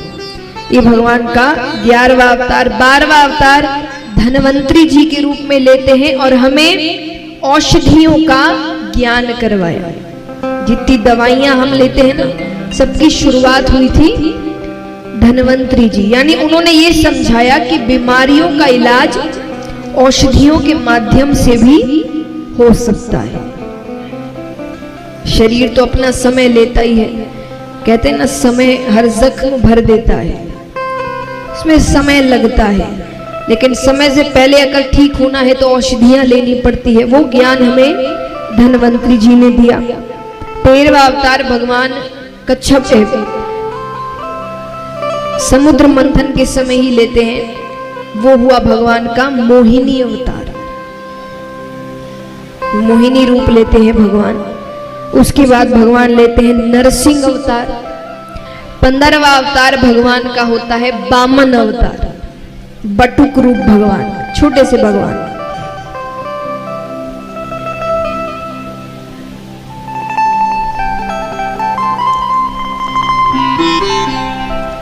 तो महाराज 16वां अवतार भगवान लेते हैं परशुराम जी महाराज के रूप में। 17वां अवतार भगवान लेते हैं वेदव्यास जी महाराज के रूप में। 18वां अवतार भगवान लेते हैं मर्यादा पुरुषोत्तम श्री राम के रूप में। माना जाता है भगवान ने केवल 2 ही अवतार लिए हैं जिसमें वो पूर्ण रूप से धरती पर आ गए, यानी विष्णु भगवान ही उतर आए, बाकी सब में भगवान का अंश माना गया है। तो 18वां अवतार श्री राम के रूप में, 19वां अवतार बलराम जी के रूप में, 20वां अवतार श्री कृष्ण के रूप में, 21वां अवतार भगवान बुद्ध के रूप में, और 22वां अवतार जो कलयुग में होगा, कल्कि अवतार। कहते हैं संबलपुर गांव में विष्णु यश नामक ब्राह्मण के घर पर भगवान कल्कि अवतार लेंगे। देखो कौन कौन तब तक जिंदा रहता है, और जिंदा रहने की क्या बात है, लेकिन समय तो बहुत है अभी। तो जिंदा तो सभी रहेंगे, लेकिन कौन किस रूप में रहता है ये समझना है। कौन सी योनि मिलती है जब भगवान अवतार लेकर धरती पर आएंगे उस वक्त। तो हुए मिलाकर कितने अवतार? 24। ये 22 और वो 2। तो भगवान ने कितने अवतार लिए? यही 24 घूम फिर के आते रहते हैं। तो यहां पर अब शौनकादि ऋषि कहते हैं कि प्रभु सबसे पहले कथा कैसे शुरू हुई, आप तक कैसे पहुंची, हमें जरा बताएं। सूत जी कहते हैं सबसे पहले तो भगवान ने ब्रह्मा जी से कही, ब्रह्मा जी ने नारद जी से कही, नारद जी ने वेदव्यास जी से कही, वेदव्यास जी ने सुखदेव जी से कही, और सुखदेव जी ने मुझे अपना शिष्य समझकर कही। अच्छा, नारद जी ने वेदव्यास जी से क्यों कही? कहते हैं एक बार वेदव्यास जी, उनका दिन में कुछ समय जग कल्याण के चिंता के लिए होता था। तो वो बैठते हैं, वो सोचते हैं मैंने वेद उपनिषद पुराण ग्रंथ बहुत कुछ लिखा है, पर मुझे शांति नहीं मिल रही, मानो कुछ बच गया है। ऐसा लगता है ये सब लिखने के बाद भी कलयुग के जीव अपना कल्याण नहीं कर पाएंगे। ये सोचते सोचते वो जोर जोर से रोने लग गए। अब जब कोई संत रोता है ना, भगवान बड़ी जल्दी सुनते हैं। भगवान जी ने नारद जी को भेजा कि जाकर देखो क्या हुआ है। नारद जी जाते हैं। वेदव्यास जी ने कहा मैंने इतना कुछ लिखा है, पर मुझे शांति नहीं मिल रही, कुछ बच गया है लिखना, खाली खाली सा लग रहा है। नारद जी ने कहा वो इसीलिए क्योंकि आपने जो भी लिखा है सब में ज्ञान को महत्व दिया है, ज्ञान तत्व सबसे ऊपर रखा है, और कलयुग में ज्ञान सुनने वाले ज्यादा नहीं होंगे। क्यों नहीं होंगे बताइए, उत्तर दीजिए मुझे। कलयुग में ज्ञान सुनने वाले ज्यादा क्यों नहीं होंगे?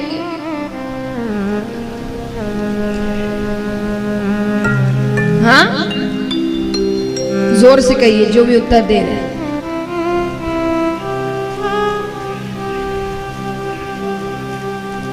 नहीं, अपने आप में बड़े ज्ञानी है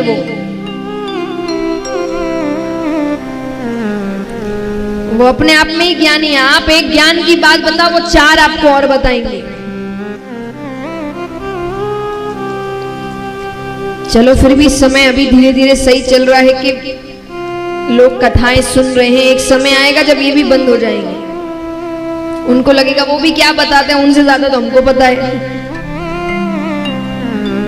तो सब अपने आप में बड़े ज्ञानी होंगे, इसलिए ज्ञान सुनने वाले ज्यादा। तो आप ऐसा कुछ लिखिए जिसमें प्रेम रस हो, भक्ति रस हो, भगवान की लीलाएं हैं, क्योंकि भक्ति रस सुनने वाले कलयुग में बहुत होंगे। और ये तो देखिए श्रीमद् भागवत में भी लागू होता है। 7 दिन की कथा है। सबसे ज्यादा संख्या भक्तों की कब होती है बताइए? सबसे ज्यादा संख्या कब होती है? चौथे दिन, कृष्ण जन्म। उस दिन कौन सी ज्ञान की बातें? उत्सव, आनंद, धूमधाम, भगवान आते हैं। और सबसे कम संख्या किस दिन होती है?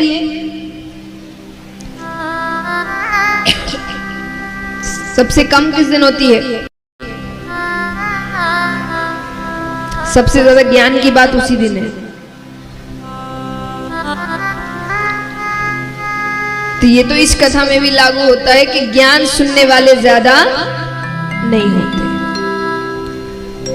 तो नारद जी ने कहा आप भक्ति रस भरिए। ठीक है, तो वेद व्यास जी लिखना आरंभ करते हैं भगवान की लीलाएं।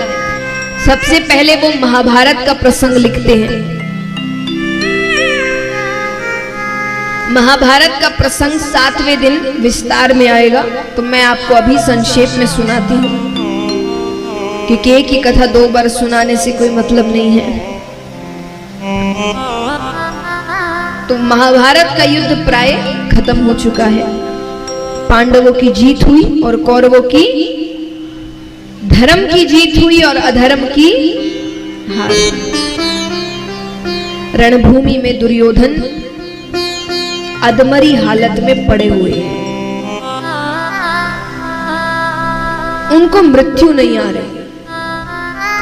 अश्वत्थामा आते हैं, उनके मित्र थे वो। अश्वत्थामा ने कहा मित्र सब कुछ खत्म हो गया, तुम्हें मृत्यु क्यों नहीं आ रही? दुर्योधन कहता है हम 100 कौरव थे। कितने? 100 की 100 मारे गए। वो 5 पांडव थे, एक भी कम नहीं हुआ। ये बात मुझे मरने ही नहीं दे रही। ऐसा कैसे हो सकता है? ये तो असंभव है। अश्वत्थामा ने कहा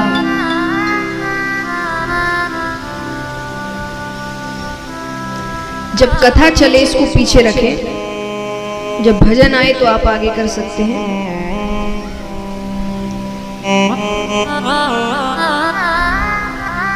तो महाराज अश्वत्थामा ने कहा मैं कुछ कर सकता हूं। बोले कर सकते हो तो मुझे 5 पांडवों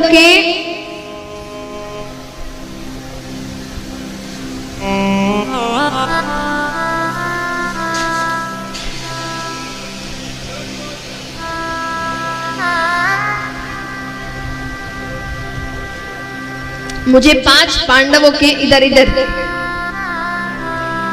सब इधर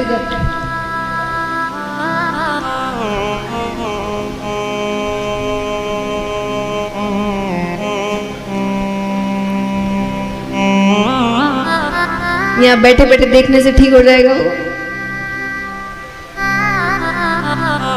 इधर देखो चलो। तो अभी 7 दिन ध्यान यही होना चाहिए आपका, यहाँ या तो यहाँ, बस सिर्फ 2 और कहीं ध्यान नहीं होना चाहिए। तो महाराज वो कहते हैं मुझे 5 पांडवों के कटे हुए सर ला, मेरी मृत्यु हो जाएगी। ठीक है, अश्वत्थामा जाते हैं। अभी तक कोई भी अपने राज्य वापस लौटा नहीं है, वहीं शिविर लगे हैं। अंधेरा है, रात्रि के समय जाते हैं तो गलती से धोखे से पांडवों की जगह पांडवों के 5 पुत्रों के शिविर में चले जाते हैं। अंदर भी अंधेरा है, कोई दिख नहीं रहा, बस 5 लोग सोए दिख रहे हैं। उसने तलवार निकाली और 5 के सर काट दिए। अब बाहर सर कैसे लेकर आए? तो एक पारात में 5 सरों को रखा, उस पर कपड़ा ढका और बाहर निकलते हैं। दूर से दुर्योधन देख रहा है 5 सर तो दिख रहे हैं, बड़ा प्रसन्न होता है। पर जैसे ही वो कपड़ा हटाते हैं कि दुर्योधन रोने लग जाता है। अरे इन्हें क्यों मार दिया? यही तो थे जो हमारे जाने के बाद हमारा श्राद्ध इत्यादि करने वाले थे। अरे हमारे कौरवों की कोई गति नहीं है, अब तो इनको क्यों मार दिया? इन्होंने क्या किया था? रोते रोते दुर्योधन की मृत्यु हो गई। विचार करिए उस माता पर क्या बीत रही है। आजकल किसी माता के बच्चे की तबीयत थोड़ी ज्यादा खराब हो जाए, उसको संभालना मुश्किल हो जाता है। यहाँ पर 5 बच्चे एक साथ मारे गए। द्रौपदी जी की हालत बहुत खराब है। अर्जुन ने पूछा यहाँ कोई आया था क्या? सेवकों ने कहा रात्रि को अश्वत्थामा आए थे, उनको पकड़कर लाया गया। अर्जुन ने कहा तुम्हारी आंखों के सामने इसे मारेंगे, तुम्हें थोड़ी शांति मिले। उसने कहा कैसी शांति, इसको मारने से मेरे बच्चे वापस आ जाएंगे क्या? ये भी तो किसी का बच्चा है। आज जो हालत मेरी हुई है कल इसकी माता की हो जाएगी। और मैं जानती हूं जब बच्चे को कुछ हो जाए तो कितनी पीड़ा होती है। मैं वो पीड़ा किसी और को देना नहीं चाहती। छोड़ दो इसे। मारते नहीं है पर अपमानित कर देते हैं। उनके सर पर एक मणि लगी थी, वो मणि निकाल लेते हैं, केश काट देते हैं। ऐसे भी अश्वत्थामा को मार नहीं सकते थे। अश्वत्थामा अमर है। कौन कौन अमर है?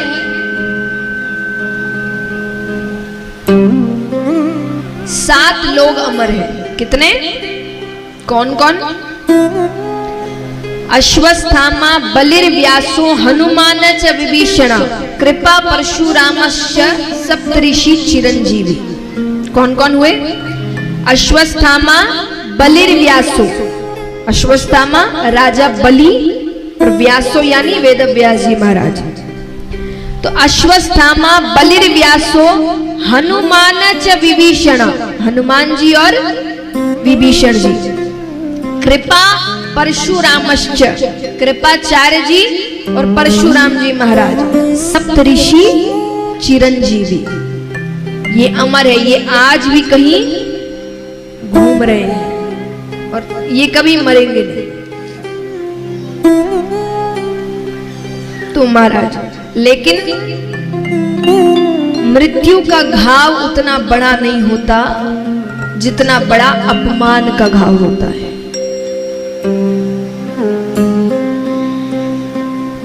अब यहां पर भगवान ने कहा कि सबको सबका राज्य मिल गया, अब मैं चलता हूं,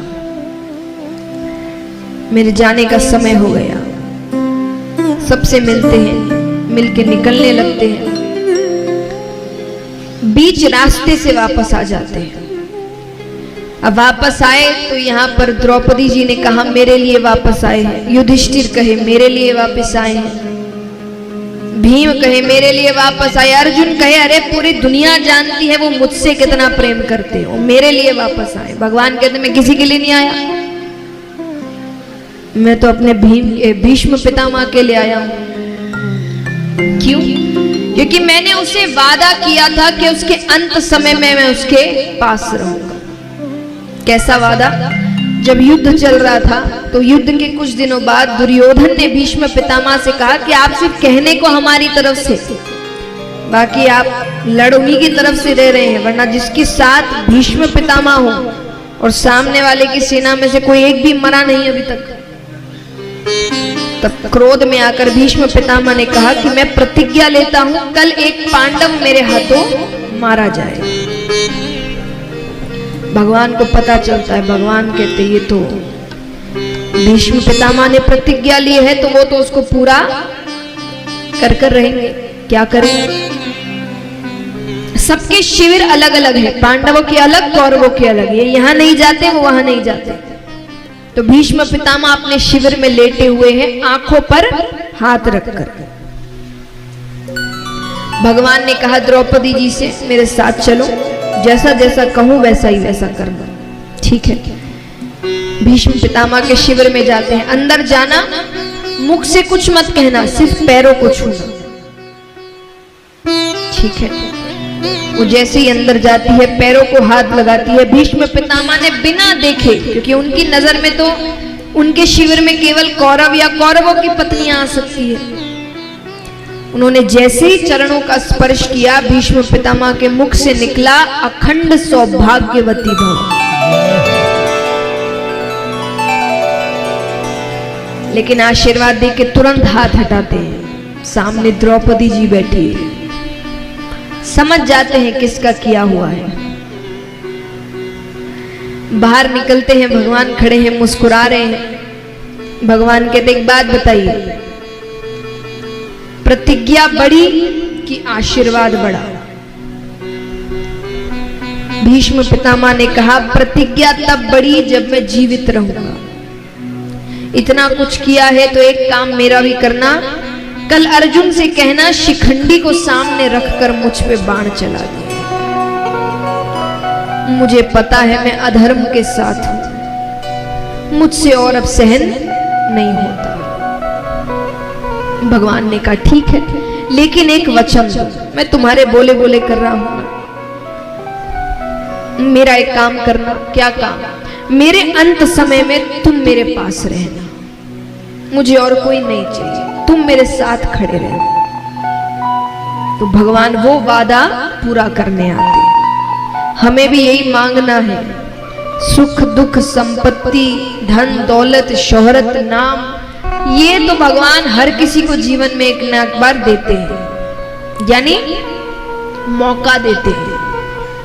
मौके का सही सदुपयोग कर लिया तो धन दौलत नाम शोहरत सब मिलता है। तो भगवान ये सबको देते हैं। एक चीज है जो भगवान सबको नहीं देते, और वो है अंत समय में भगवान के दर्शन।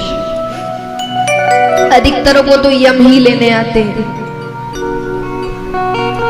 हमें भी यही मांगना है। क्या?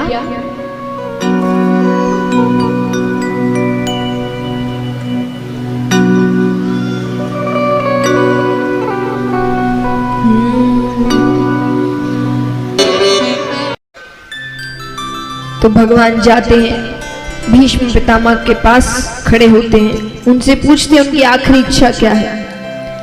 भीष्म पितामह कहते हैं मुझे आपके विराट रूप के दर्शन करने हैं। भगवान अपने विराट रूप के दर्शन कराते हैं। वही देखते देखते भीष्म पितामह की मृत्यु हो जाती है और उनकी आत्मा भगवान के अंदर समा जाती है। अब भगवान यहां जाने लगते हैं। यहां पर अश्वत्थामा बदले की भावना से बैठा है, उसे सही मौका लगता है। तो अभिमन्यु की पत्नी उत्तरा, उसके गर्भ के अंदर पांडवों का आखिरी अंश पल रहा था, बाकी बच्चे तो मारे गए। उसने उसके गर्भ पर ही ब्रह्मास्त्र चला दिया। उत्तरा दौड़ते हुए भगवान के पास जाती है। वो कहती है जिसने मेरी सास की रक्षा की, वो मेरी रक्षा क्यों नहीं करेगा? रोते हुए पुकारती है।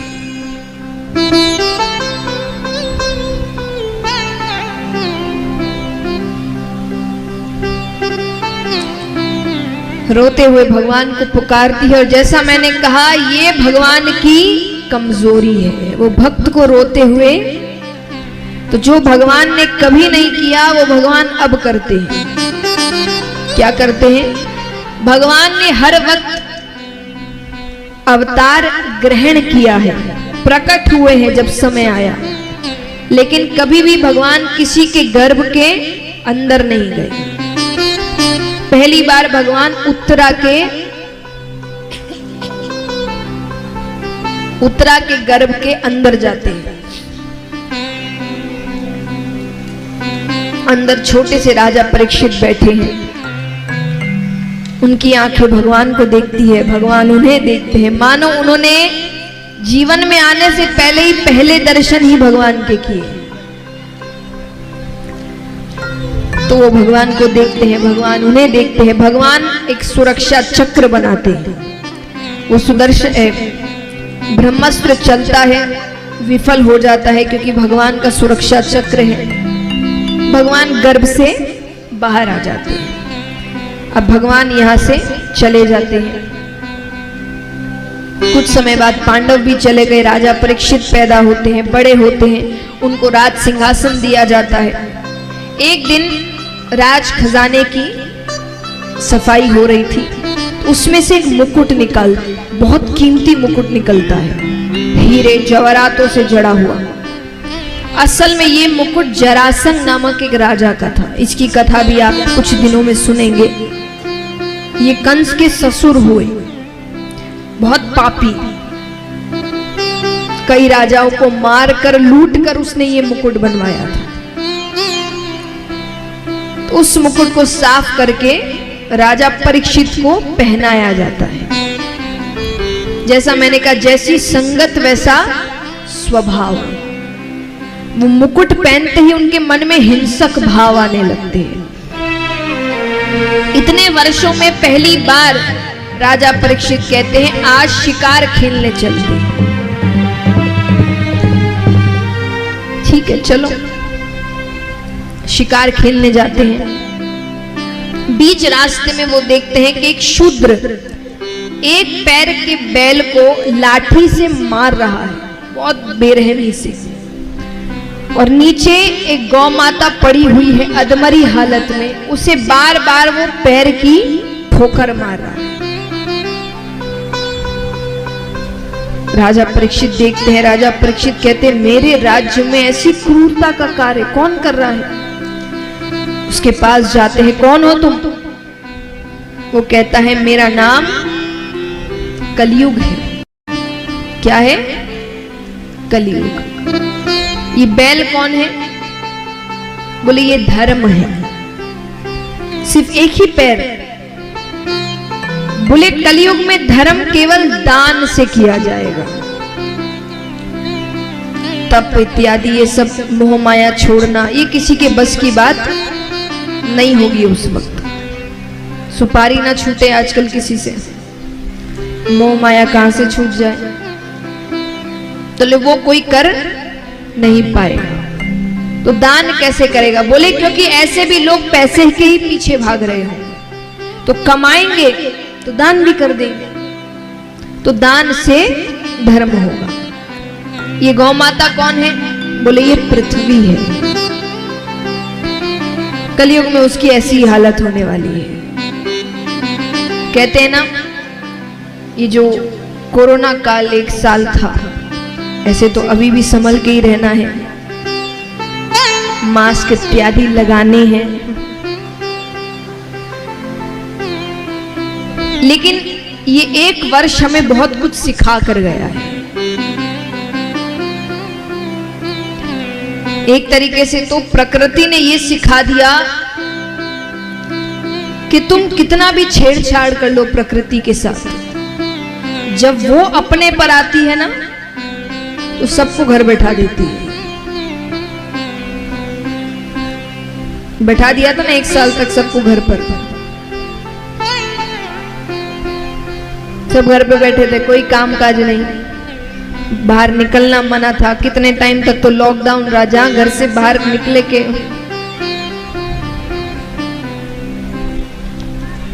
तो प्रकृति ने यही कहा कि मेरे साथ छेड़छाड़ मत करो, क्योंकि जब मैं बदला लेने पर आई, मैं सारे काम धरे के धरे रख दूंगी, कुछ नहीं कर पाओगे। भगवान की इतनी सुंदर चीज बनाई हुई है, और कहते हैं सबसे ज्यादा सफाई अगर किसी समय रही है तो ये 1 वर्ष में रही है। हमारे लिए भले ये समय बहुत बुरा रहा, प्रकृति के लिए बहुत अच्छा रहा। प्रकृति मानो वो भी तो सांस लेती है, खुल के सांस ले रही थी, ना ज्यादा गाड़ियां चल रही है, ना ज्यादा धुआं है, वो बड़ी खुश है। खुले खुले रास्ते, एकदम आकाश इतना साफ हो गया था, कई शहरों में तारे दिखने लग गए थे जो उन्होंने महीनों से नहीं देखे थे। क्यों? क्योंकि साफ सफाई थी। लोग जब बाहर निकल ही नहीं रहे तो गंदगी कहां से होगी? और कहते हैं कोरोना से भी ज्यादा जो मौतें होती थी पहले, चाहे वो एक्सीडेंट से हो किसी, वो सब कम हो गई। क्यों? क्योंकि जब लोग निकल ही नहीं, गाड़ियां चल ही नहीं रही, तो एक्सीडेंट होगा कहां से? तो ये साल बहुत कुछ सिखा कर गया है कि अच्छे से जीना है तो जो 1 साल में चीजें समझी है उसको जीवन भर अब उसका पालन करो। प्रकृति के साथ छेड़छाड़ मत करो, वरना उसको फिर समय नहीं लगेगा वापस घर पे बैठाने में। इसलिए अब थोड़ा संभल के। और देखिए, हमारे तो हिंदू संस्कृति में जो चीजें आपने कोरोना में की वो हमेशा से होती आई है। अब व्यक्ति बाहर रहता था, पहले के देखिए हमारे जो बुजुर्ग होते थे वो घर में घुसते ही पहले हाथ मुंह धोते थे, उसके बाद किसी से मिलते थे। आज भी यही बताया जा रहा है, घर बाहर रहो तो घर जाते ही हाथ मुंह अच्छे से धोना है। पहले ये सब हाय हेलो थोड़ी कोई करता था, हाथ ज्यादा नहीं मिलाते थे। पहले कैसे किसी से मिलते थे? दूर से। आजकल यही बोला जा रहा है, हाथ मत मिलाओ, दूर से सबको प्रणाम करो। बाहर के देशों के कितने प्रेसिडेंट, प्राइम मिनिस्टर ये सब कर रहे हैं हम, तो हमारे बुजुर्ग हमको पहले ही सिखा के चले। तो आपको पहले ही ये चीज, अगर हमने उन चीजों को अभी तक लागू रखा होता तो शायद इतनी दिक्कत नहीं आती। कहते ना, हम दूसरों की संस्कृति अपना रहे हैं और वो हमारी संस्कृति अपना रहे हैं। जगह जगह इस्कॉन खुल रहे हैं, क्यों? क्योंकि उनको हमारी संस्कृति अच्छी लग रही है, उनको हमारे सत्संग में शांति मिल रही है, और हम इन चीजों को छोड़ रहे हैं। कहते हैं ना, जो अपनी संस्कृति की इज्जत नहीं कर सकता वो किसी संस्कृति की इज्जत नहीं कर सकता। सबको मनाओ। मैं एक बात हमेशा कहती हूं, खुद की संस्कृति अच्छा का मतलब ये नहीं कि बाकियों की खराब है या उसकी बेइज्जती करनी है, नहीं। कहते हैं इज्जत सबकी करो, प्रेम अपने से करो। इज्जत मगर सबकी करो, क्योंकि जितना प्रेम आपको अपनी संस्कृति उतना ही उनको भी अपनी संस्कृति से प्रेम है। इज्जत सबकी करनी है, लेकिन अपनी बेइज्जती नहीं करनी है। और ये चीज हमको तो जितनी सीखने की जरूरत है, शायद किसी और को सीखने की जरूरत होगी, क्योंकि जितना मजाक हमारी संस्कृति, हमारे भगवानों का उड़ाया जाता है, उतना तो किसी का ही नहीं उड़ाया जाता। उसका कारण क्या है? क्योंकि अधिकतर समय देखिएगा, जब ऐसे मजाक होते हैं ना, वहां हम में से ही लोग होते हैं जो हंस रहे होते हैं। हमें ही बड़ा मजा आता है, और फिर हम कहते हैं कि ये तो मजाक है, तुम्हें मजाक लेना नहीं आता। अरे माँ बाप को गालियां दोगे तो मजाक थोड़ी होगा वो। और जो माँ बाप के लिए गालियां सुन ले वो कोई संतान है? मैंने ये नहीं कहा कि हिंसा करो, लड़ाई करो, नहीं, वहां से चले जाओ। जब जो जिसको वो मजाक सुना रहा है वही वहां नहीं खड़ा, तो वो मजाक ही नहीं है बचा। लड़ाई नहीं करनी है, उठ के चले जाओ। नहीं सुनना ऐसा मजाक, क्योंकि हम अपने माँ बाप के खिलाफ मजाक, वो तो परम पिता परमेश्वर है। जब हम सांसारिक रूप में जो माता पिता है उनके लिए गालियां नहीं सुन सकते या उनकी बेइज्जती नहीं सुन सकते, तो जो परम पिता परमेश्वर है उसके लिए कैसे सुन ले?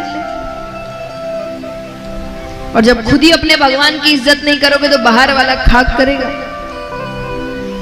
और फिर उसको क्या सीख दोगे कि मेरे भगवान की बेइज्जती मत करो, वो करेगा, तुम जब करते हो तब वो नहीं दिखता, हम करे तो गलत। तो पहले खुद इज्जत करना सीखो, फिर ही तो किसी और से हक से कह पाएंगे कि ये बातें मत करो। तो महाराज यहां भगवान गर्भ से बाहर आते, राजा परीक्षित कहता है कि अगर ऐसा समय आने वाला है तब तो तुम्हारा मर जाना ही अच्छा है।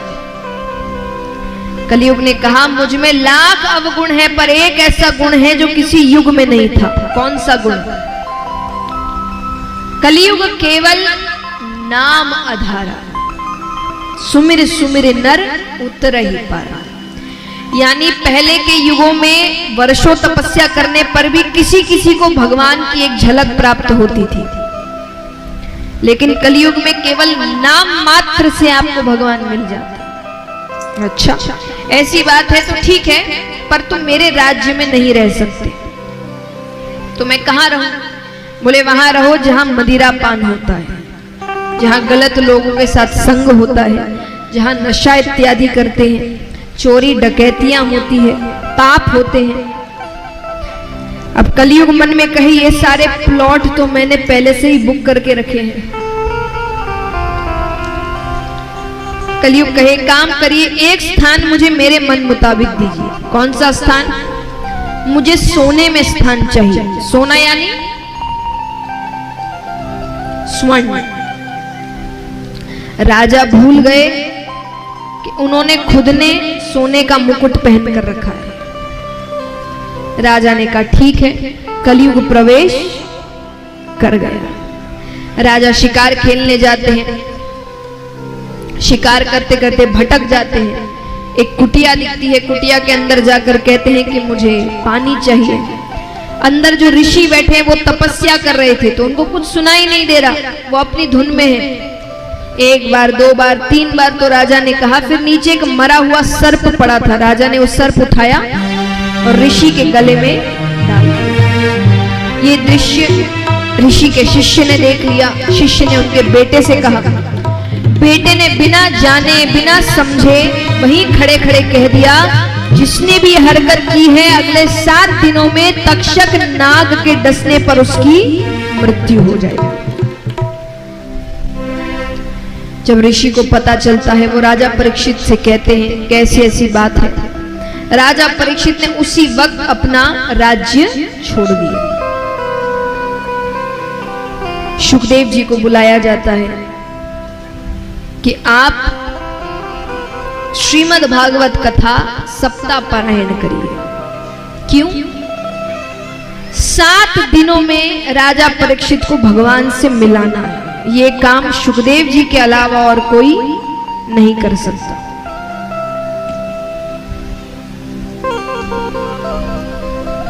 ठीक है, शुकदेव जी भी मान जाते हैं। कथा आरंभ होती है। राजा परीक्षित कहते हैं सबसे पहले तो मुझे भगवान के वराह अवतार के बारे में बताइए। भगवान ने यह अवतार कब लिया, क्यों लिया?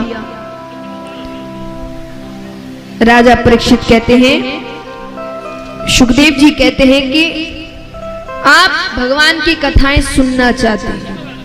आपकी जिज्ञासा देखकर मुझे बहुत प्रसन्नता हुई। अब शायद मुझे कथा सुनाने में और आनंद आए। कथा सुनाने में तभी तो आनंद आए जब आप सब सुनना चाहे।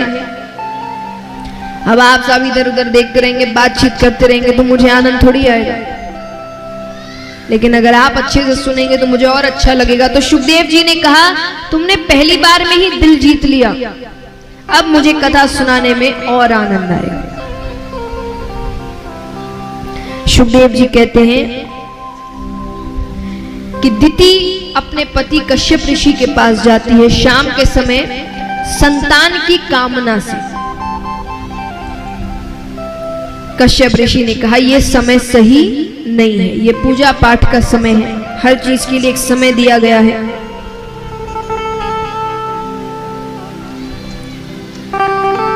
वो जिद करने लगती है तो बिना मन से कश्यप ऋषि उनकी इच्छा की पूर्ति कर देते हैं। स्नान करके फिर से पूजा में लग जाते हैं। दिति ने सोचा पति नाराज हो गए, जाती है। वो कहती है, आप नाराज क्यों हो रहे? मैंने जो किया हमारे लिए किया, आपके संतान होगी, आप जैसी तेजस्वी होगी। कश्यप ऋषि कहते नहीं, गलत समय में किया हुआ कार्य गलत परिणाम देता है। तुम्हें पुत्र होंगे और एक नहीं 2 जुड़वा पुत्र होंगे, लेकिन महादुष्ट होंगे। और दुष्ट भी कैसे? राक्षसों में उनकी गिनती की जाए। कौन सी मां चाहेगी उनके बच्चे ऐसे हो?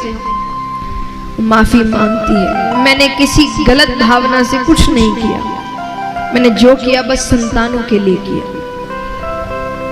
ठीक है, अब ये तो नहीं टल सकता, पर क्योंकि तुम अपनी गलती मानती हो तो तुम्हें जो पौत्र होगा वो भगवान का परम लाडला होगा। वो छोटा सा बच्चा, लेकिन उसका नाम बड़े बड़े भक्तों में लिया जाएगा। कौन थे वो? प्रहलाद। तो दिति को 2 पुत्र हुए, हिरणाक्ष और हिरण्यकश्यप। हिरणाक्ष यहां पर समुद्र की विशालता देखते हैं, उसको युद्ध के लिए पुकारते हैं। समुद्र ने कहा, मुझसे युद्ध मत करो, मेरे तल पर पृथ्वी रखी है, उसको लेने कोई ना कोई तो आएगा, उससे युद्ध करना। क्योंकि समुद्र को पता था उसको लेने भगवान ही आएंगे। यहाँ पर ब्रह्मा जी रचना का कार्य कर रहे हैं, तो पर रचना को रखे कहाँ?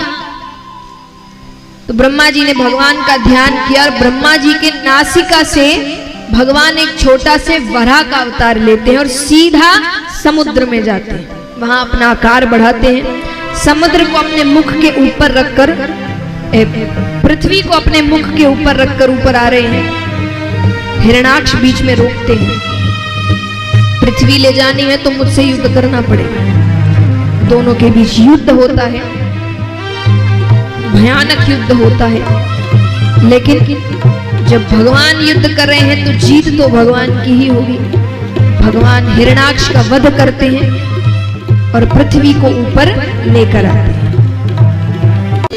भगवान इस प्रकार वराह अवतार ग्रहण करते हैं। अब हम चलते हैं सती चरित्र की ओर।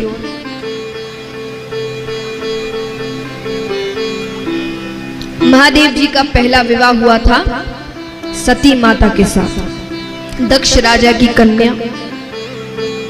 एक बार एक सभा में महादेव जी इत्यादि सब आए हुए थे। दक्ष राजा का इंतजार हो रहा था। महादेव जी की एक आदत थी, महादेव जी को जब भी समय मिलता ना, वो श्री राम की भक्ति में लीन हो जाते। वो खाली नहीं बैठते थे, उनको जहां खाली समय मिला वो नेत्र बंद करते और श्री राम की भक्ति में लीन हो जाते। अब उनको लग रहा है कि दक्ष राजा को आने में तो देर है, थोड़ा राम नाम संकीर्तन किया जाए। वो अपने नेत्र बंद करते हैं और भजन में लग जाते हैं, लीन हो गए। उनका नेत्र बंद करना हुआ और कुछ ही देर में दक्ष राजा का आना हुआ। क्योंकि वो भगवान के नाम में इतने मग्न हो चुके हैं, उनको कुछ पता नहीं चलता। दक्ष राजा आते हैं, सब उनके स्वागत में खड़े होते हैं सिवाय महादेव जी। दक्ष राजा को बड़ा क्रोध आया। दक्ष राजा क्रोध में आकर बड़ा भला बुरा कहते हैं। दक्ष राजा कहते हैं, ये अमंगल स्थान में रहने वाला, भूत प्रेतों के साथ में रहने वाला, इसे क्यों बुलाया गया है? अरे ये तो देवताओं के साथ बैठने योग्य नहीं है। कहते हैं कि जो गुणी व्यक्ति होते हैं ना, उनकी निंदा भी उनकी स्तुति बन जाती है। जो बड़े बड़े ग्रंथ होते हैं, इनको समझना थोड़ा मुश्किल होता है। उनके एक एक श्लोक के हजारों मतलब होते हैं, तो इसीलिए टीकाकार होते हैं। टीकाकार कौन होते हैं? जो बड़े बड़े ग्रंथों को अपने मत से समझाते हैं कि ऐसा लिखा गया होगा या ये मतलब होगा। तो कुछ टीकाकार है जो ये सब बातों पर लिखते हैं कि गुणी व्यक्तियों की निंदा उनकी स्तुति होती है। कैसे? 3 बातें कही। पहली चीज, अमंगल स्थान में रहता है। कई बार आप देखेंगे भोले बाबा का जहां मंदिर होता है ना, उसी के आसपास शमशान घाट भी होता है, जहां पर सारे काम किए जाते हैं मृत्यु के बाद के। अब ये बात बताइए, स्थान अमंगल कैसे हुआ?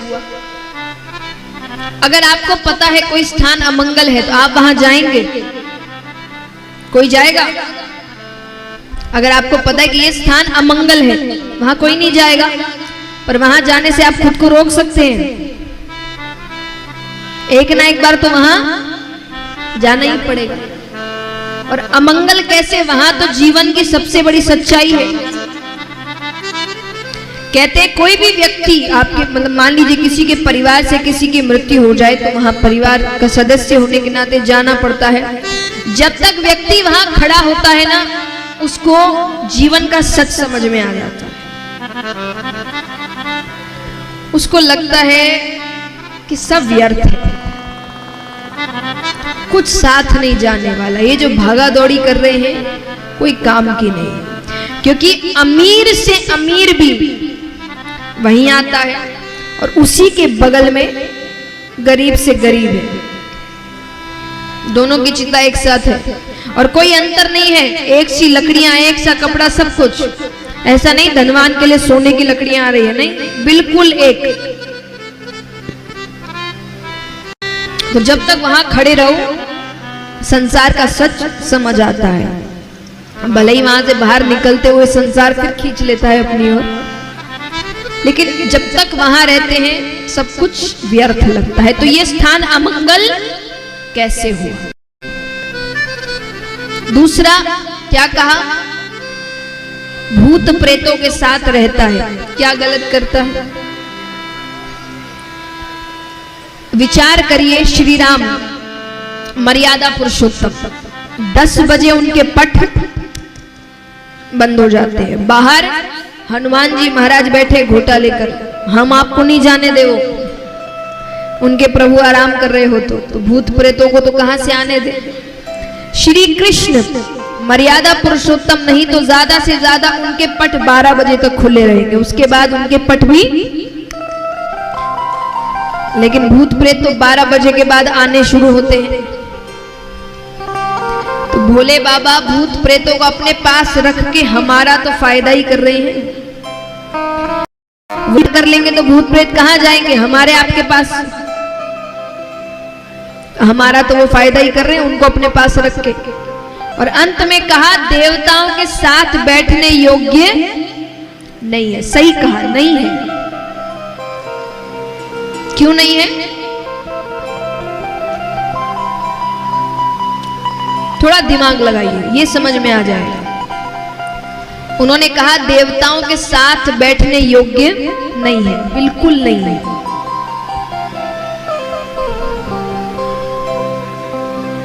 बताइए क्यों नहीं है? वो देवता थोड़ी है, देवों के देव, उनसे ऊपर बैठेंगे, उनके साथ क्यों बैठेंगे? कोई देवता थोड़ी है, वो देवों के देव महादेव है। तो उनकी निंदा भी उनकी स्तुति बन गई। यानी क्या गलत कहा उसने, देखा जाए तो ये तो स्तुति है। लेकिन जो भी बीच सभा में कहा, कहना नहीं चाहिए था। महादेव जी माफ कर देते हैं। महादेव जी ने घर आकर सती माता को कुछ नहीं बताया। अब यहां पर कुछ दिनों बाद दक्ष राजा एक बहुत बड़ा यज्ञ करते हैं, बहुत बड़ा यज्ञ। सबको बुलाया, देवी देवता, यक्ष गंधर्व किन्नर ऋषिगण, सबको न्योता गया है सिवाय एक को, महादेव जी। उनके घर न्योता। अब मान लीजिए आपके मोहल्ले में किसी की शादी है, तो उस दिन मोहल्ले में बड़ी चहल पहल रहती है, सब तैयार होकर निकल रहे हैं, गाड़ियों की आवाज आ रही है, बारात की आवाज है। तो आज आकाश मार्ग में बहुत चहल पहल है, सबकी सवारियां अपनी अपनी आवाज कर करके सब निकल रहे हैं, कोई किसी पे बैठ के, कोई किसी पे बैठ के। पार्वती सती माता सोचे ये सब कहां जा रहे हैं। नारद जी को अच्छे से पता है न्योता नहीं आया है, फिर भी जाते हैं। नारद जी कहते अरे माता आप तैयार नहीं हुई, मैं तो सोचा आपके साथ ही हो लूंगा। माता ने कहा कहां जाने के लिए, सब कहां जा रहे हैं? अरे आपको नहीं पता, आपके पिता ने इतना बड़ा यज्ञ करवाया है, आपको नहीं बुलाया? माता ने कहा नहीं। नारद जी को यह भी पता है कि सभा की बात महादेव जी ने नहीं बताई है। नारद जी कहते अच्छा, लगता है दोनों सभा की बात भूले नहीं है। माता ने कहा कौन सी बात? नारद जी सब बताते हैं।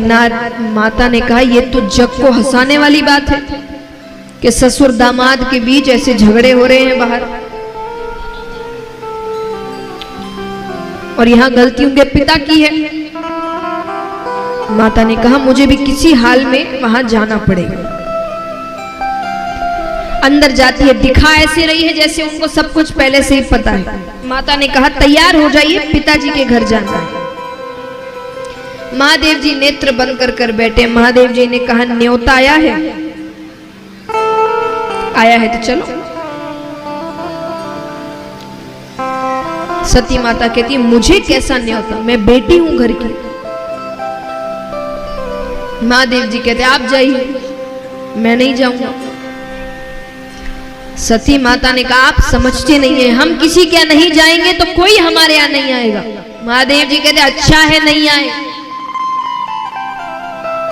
10 सांसारिक लोग आएंगे, 10 सांसारिक बातें करेंगे, कोई नहीं आएगा, मैं भगवान का नाम लेता रहूंगा। दोनों में थोड़ी बाताबाती हो जाती है। माता कहती है मुझे तो जाना है। माता चली गई। एक बात, जितनी भी यहाँ पर शादीशुदा बैठे हैं, दंपत्ति बैठे हैं, जिस दिन झगड़ा हो, क्योंकि झगड़ा होता है, बर्तन है आवाज करेंगे, ऐसी कोई शादी नहीं है जिनमें झगड़ा ना हो, लेकिन जिस दिन झगड़ा हो उस दिन घर छोड़कर नहीं जाना, कभी मत जाना। 2 दिन बाद चले जाओ, 2-3 दिन बाद जैसे ही चीजें थोड़ी ठंडी हो जाओ अपने मायके, वहां पर कुछ दिन रह कर आओ शांति से, लेकिन जिस दिन झगड़ा हो उस दिन घर छोड़कर नहीं जाना। आपको भी, क्योंकि उनके लिए तो चलो एक शांति मन में रहती है, पता है कहां गई है, यहां तो यही नहीं पता गए कहां। तो झगड़ा और चिंता ऊपर से और डबल हो जाती है, कहां चले गए। तो घर छोड़कर उस दिन नहीं जाना। माता चली गई। भगवान कहते हैं अब ये वापस नहीं आएगी, मेरा जो अपमान वहां होगा ये देख नहीं पाएगी। फिर भी नंदी को भेजते हैं, तुम जाओ साथ में, ध्यान रखना। देखिए जैसे नियम होते हैं, आप किसी की भी पूजा करवाइए, किसी की भी कथा करवाइए, सबसे पहली पूजा किसकी होगी? गणेश। बिल्कुल मायने नहीं रखता कौन से भगवान का कीर्तन है, कौन से भगवान की कथा है, पहली पूजा गणेश जी की। तो जितनी भी सभाएं होती थी वहां पर आपने भले ही न्योता दिया हो नहीं दिया हो, 3 स्थान रखने पड़ेंगे। किस किस के? ब्रह्मा, विष्णु, महेश, 3 देवों के स्थान। अभी भी पूजा पाठ में 3 देवों के स्थान होते हैं, नियम है ये। तो उस समय सभाओं में भी होते थे। आपको बुलाना नहीं बुलाना आपके ऊपर है, स्थान रखना पड़ेगा। माता जाती है, क्या देखा जाकर ब्रह्मा जी का स्थान है, विष्णु भगवान का स्थान है, लेकिन महादेव जी का स्थान नहीं है। इतना बड़ा अपमान। जो नियम कोई नहीं तोड़ता वो उनके खुद के पिता ने तोड़ दिया। वो कुछ कहे इससे पहले दक्षराज आते, अरे तुमको किसने बुलाया? मैंने तो न्योता नहीं भेजा, अपने पति के साथ रहकर उस जैसी हो गई हो, बिना न्योते कहीं भी पहुंच जाती हो। सती माता कहती है मैं चाहूं तो अभी आपकी हत्या कर सकती हूं। क्यों कही इतनी बड़ी बात? ये दिखाने को कि उसने कोई भी रूप लिया हो, असल में वो क्या है? दुर्गा, काली। असल में तो रूप यही है, सती माता, पार्वती माता, 10 नाम दे दो, असल में क्या रूप है? ये दुर्गा का रूप है, काली का रूप है। तो उन्होंने कहा मैं चाहूं तो अभी आपकी हत्या कर सकती हूं, लेकिन मैं नहीं चाहती कि भविष्य में बेटियों पर पिता हत्या का कलंक लगे, कि बेटी ने पति के लिए पिता को ही मार दिया। पर मुझे दुख है, इस शरीर को आपने पाल पोस कर बड़ा किया, तो मैं इस शरीर को ही खत्म कर दूंगी, क्योंकि इसके साथ, इस अपमान के साथ मैं वापस अपने पति के पास तो किस मुंह से जाऊं मैं उसके पास? उसने मना किया था मुझे मत जाओ, मुझे बड़ा भरोसा था अपने पिता पर, मैं चली आई, लेकिन अब मैं वापस नहीं जाऊंगी। और उसी हवन कुंड में माता ने अपनी आहुति दी। अब नंदी देखे कि देखते देखते क्या हो गया, वो दौड़ा दौड़ा जाता है महादेव जी के पास। महादेव जी अपने गण को, वीरभद्र नामक गण को भेजते हैं। उन्होंने कहा सब कुछ तहस नहस कर दो, कुछ नहीं होना चाहिए वहां पर। वीरभद्र जाते हैं, सब कुछ तहस नहस कर देते हैं। दक्ष राजा के सर और धड़ को अलग कर देते हैं। विष्णु भगवान महादेव जी के पास जाते हैं। यज्ञ है, यज्ञ धर्म का कार्य है और धर्म का कार्य कभी भी अधूरा नहीं रहना चाहिए। यज्ञ तो पूरा करना पड़ेगा। कैसे करे? जो यजमान है वो ही नहीं रहे। तो दक्ष राजा को फिर बकरे का सर लगाया गया, वापस जीवन दान देने के लिए बकरे का सर लगाया जाता है। यज्ञ पूरा किया जाता है। यज्ञ के बाद वो माता का शरीर लेकर महादेव जी परिक्रमा कर रहे हैं। सब काम भूल गए अपना। 3 देव कहने को थोड़ी है, तीनों को कार्य सौंपे गए हैं। ब्रह्मा जी रचना का कार्य करते, विष्णु भगवान पालन का। हम क्यों विष्णु भगवान को ज्यादा पूजते हैं? क्योंकि पालन पोषण वो ही करते हैं। और महादेव जी काल है, वो विनाश का काम करते हैं। तो यहाँ ब्रह्मा जी अपना काम कर रहे हैं, विष्णु भगवान कर रहे हैं, महादेव जी तो परिक्रमा कर रहे हैं। संतुलन बिगड़ रहा है। तब विष्णु भगवान ने अदृश्य रूप में अपना सुदर्शन चक्र फेंका। एक एक करके वो माता के अंगों को काटने लगता है। जहां जहां एक एक अंग जाकर गिरे, वहां वहां एक एक सिद्ध पीठ की रचना हुई, जिसमें से एक बहुत प्रसिद्ध है कामाख्या देवी। ये सब सती माता के अंग हैं। जब कुछ बचता नहीं है, वापस तप करने चले जाते हैं। अब वही सती माता हिमाचल राजा के यहाँ पर पार्वती माता के रूप में जन्म लेती है। बड़ी होती है, विवाह योग्य। नारद जी जाते हैं हिमाचल राजा के यहाँ। हिमाचल राजा ने कहा कन्या बड़ी हो गई है, कोई अच्छा वर बताइए। हम भी जब बच्चे बड़े हो जाए तो अपने दोस्त इत्यादियों से कहते हैं ना कि कोई अच्छा रिश्ता हो तो बताना। तो नारद जी से कहा उन्होंने। नारद जी ने, अब नारद जी को सब पता है। नारद जी ने कहा बहुत अच्छा रिश्ता है। लड़का कौन है, क्या नाम है? बोले नाम है महादेव। अच्छा है, बहुत अच्छा है, परिवार अच्छा है, धन इत्यादि है। बोले नाम इतना है, धन इतना है कि उनके दर पर ब्रह्मा विष्णु आते हैं। अच्छा, आपका देखा हुआ है? बिल्कुल देखा हुआ है, रिश्ता पक्का। कुछ नहीं देखा, दिखता कैसा है, क्या है, रिश्ता पक्का। तारीख निकलवा रहे हैं यहाँ पर। अब नारद जी विष्णु भगवान के पास जाते हैं कि रिश्ता मैंने पक्का कर दिया, लेकिन महादेव जी से बात मैं नहीं करूंगा, वो आपको ही करनी पड़ेगी। ठीक है। विष्णु भगवान जाते हैं। विष्णु भगवान ने कहा प्रभु बहुत समय हो गया, अब विवाह कर लेना चाहिए। कन्या बहुत अच्छी है, आप देखिए तो सही। कन्या दिखाते हैं तो महादेव जी कहते अरे ये तो सती ही है जो वापस आई है। मान जाते हैं। आइए दर्शन करते हैं। जैसे हमारे आपके घर के विवाह होते हैं, बिल्कुल उसी प्रकार सबसे पहले पार्वती माता को हल्दी लगाई जा रही है, मेहंदी लगाई जा रही है।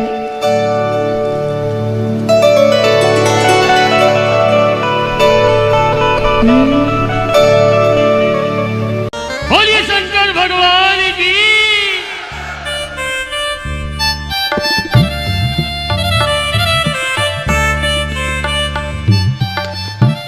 सभी दर्शन करें महादेव जी के, पार्वती माता के। जो भी मांगना हो मांग ले।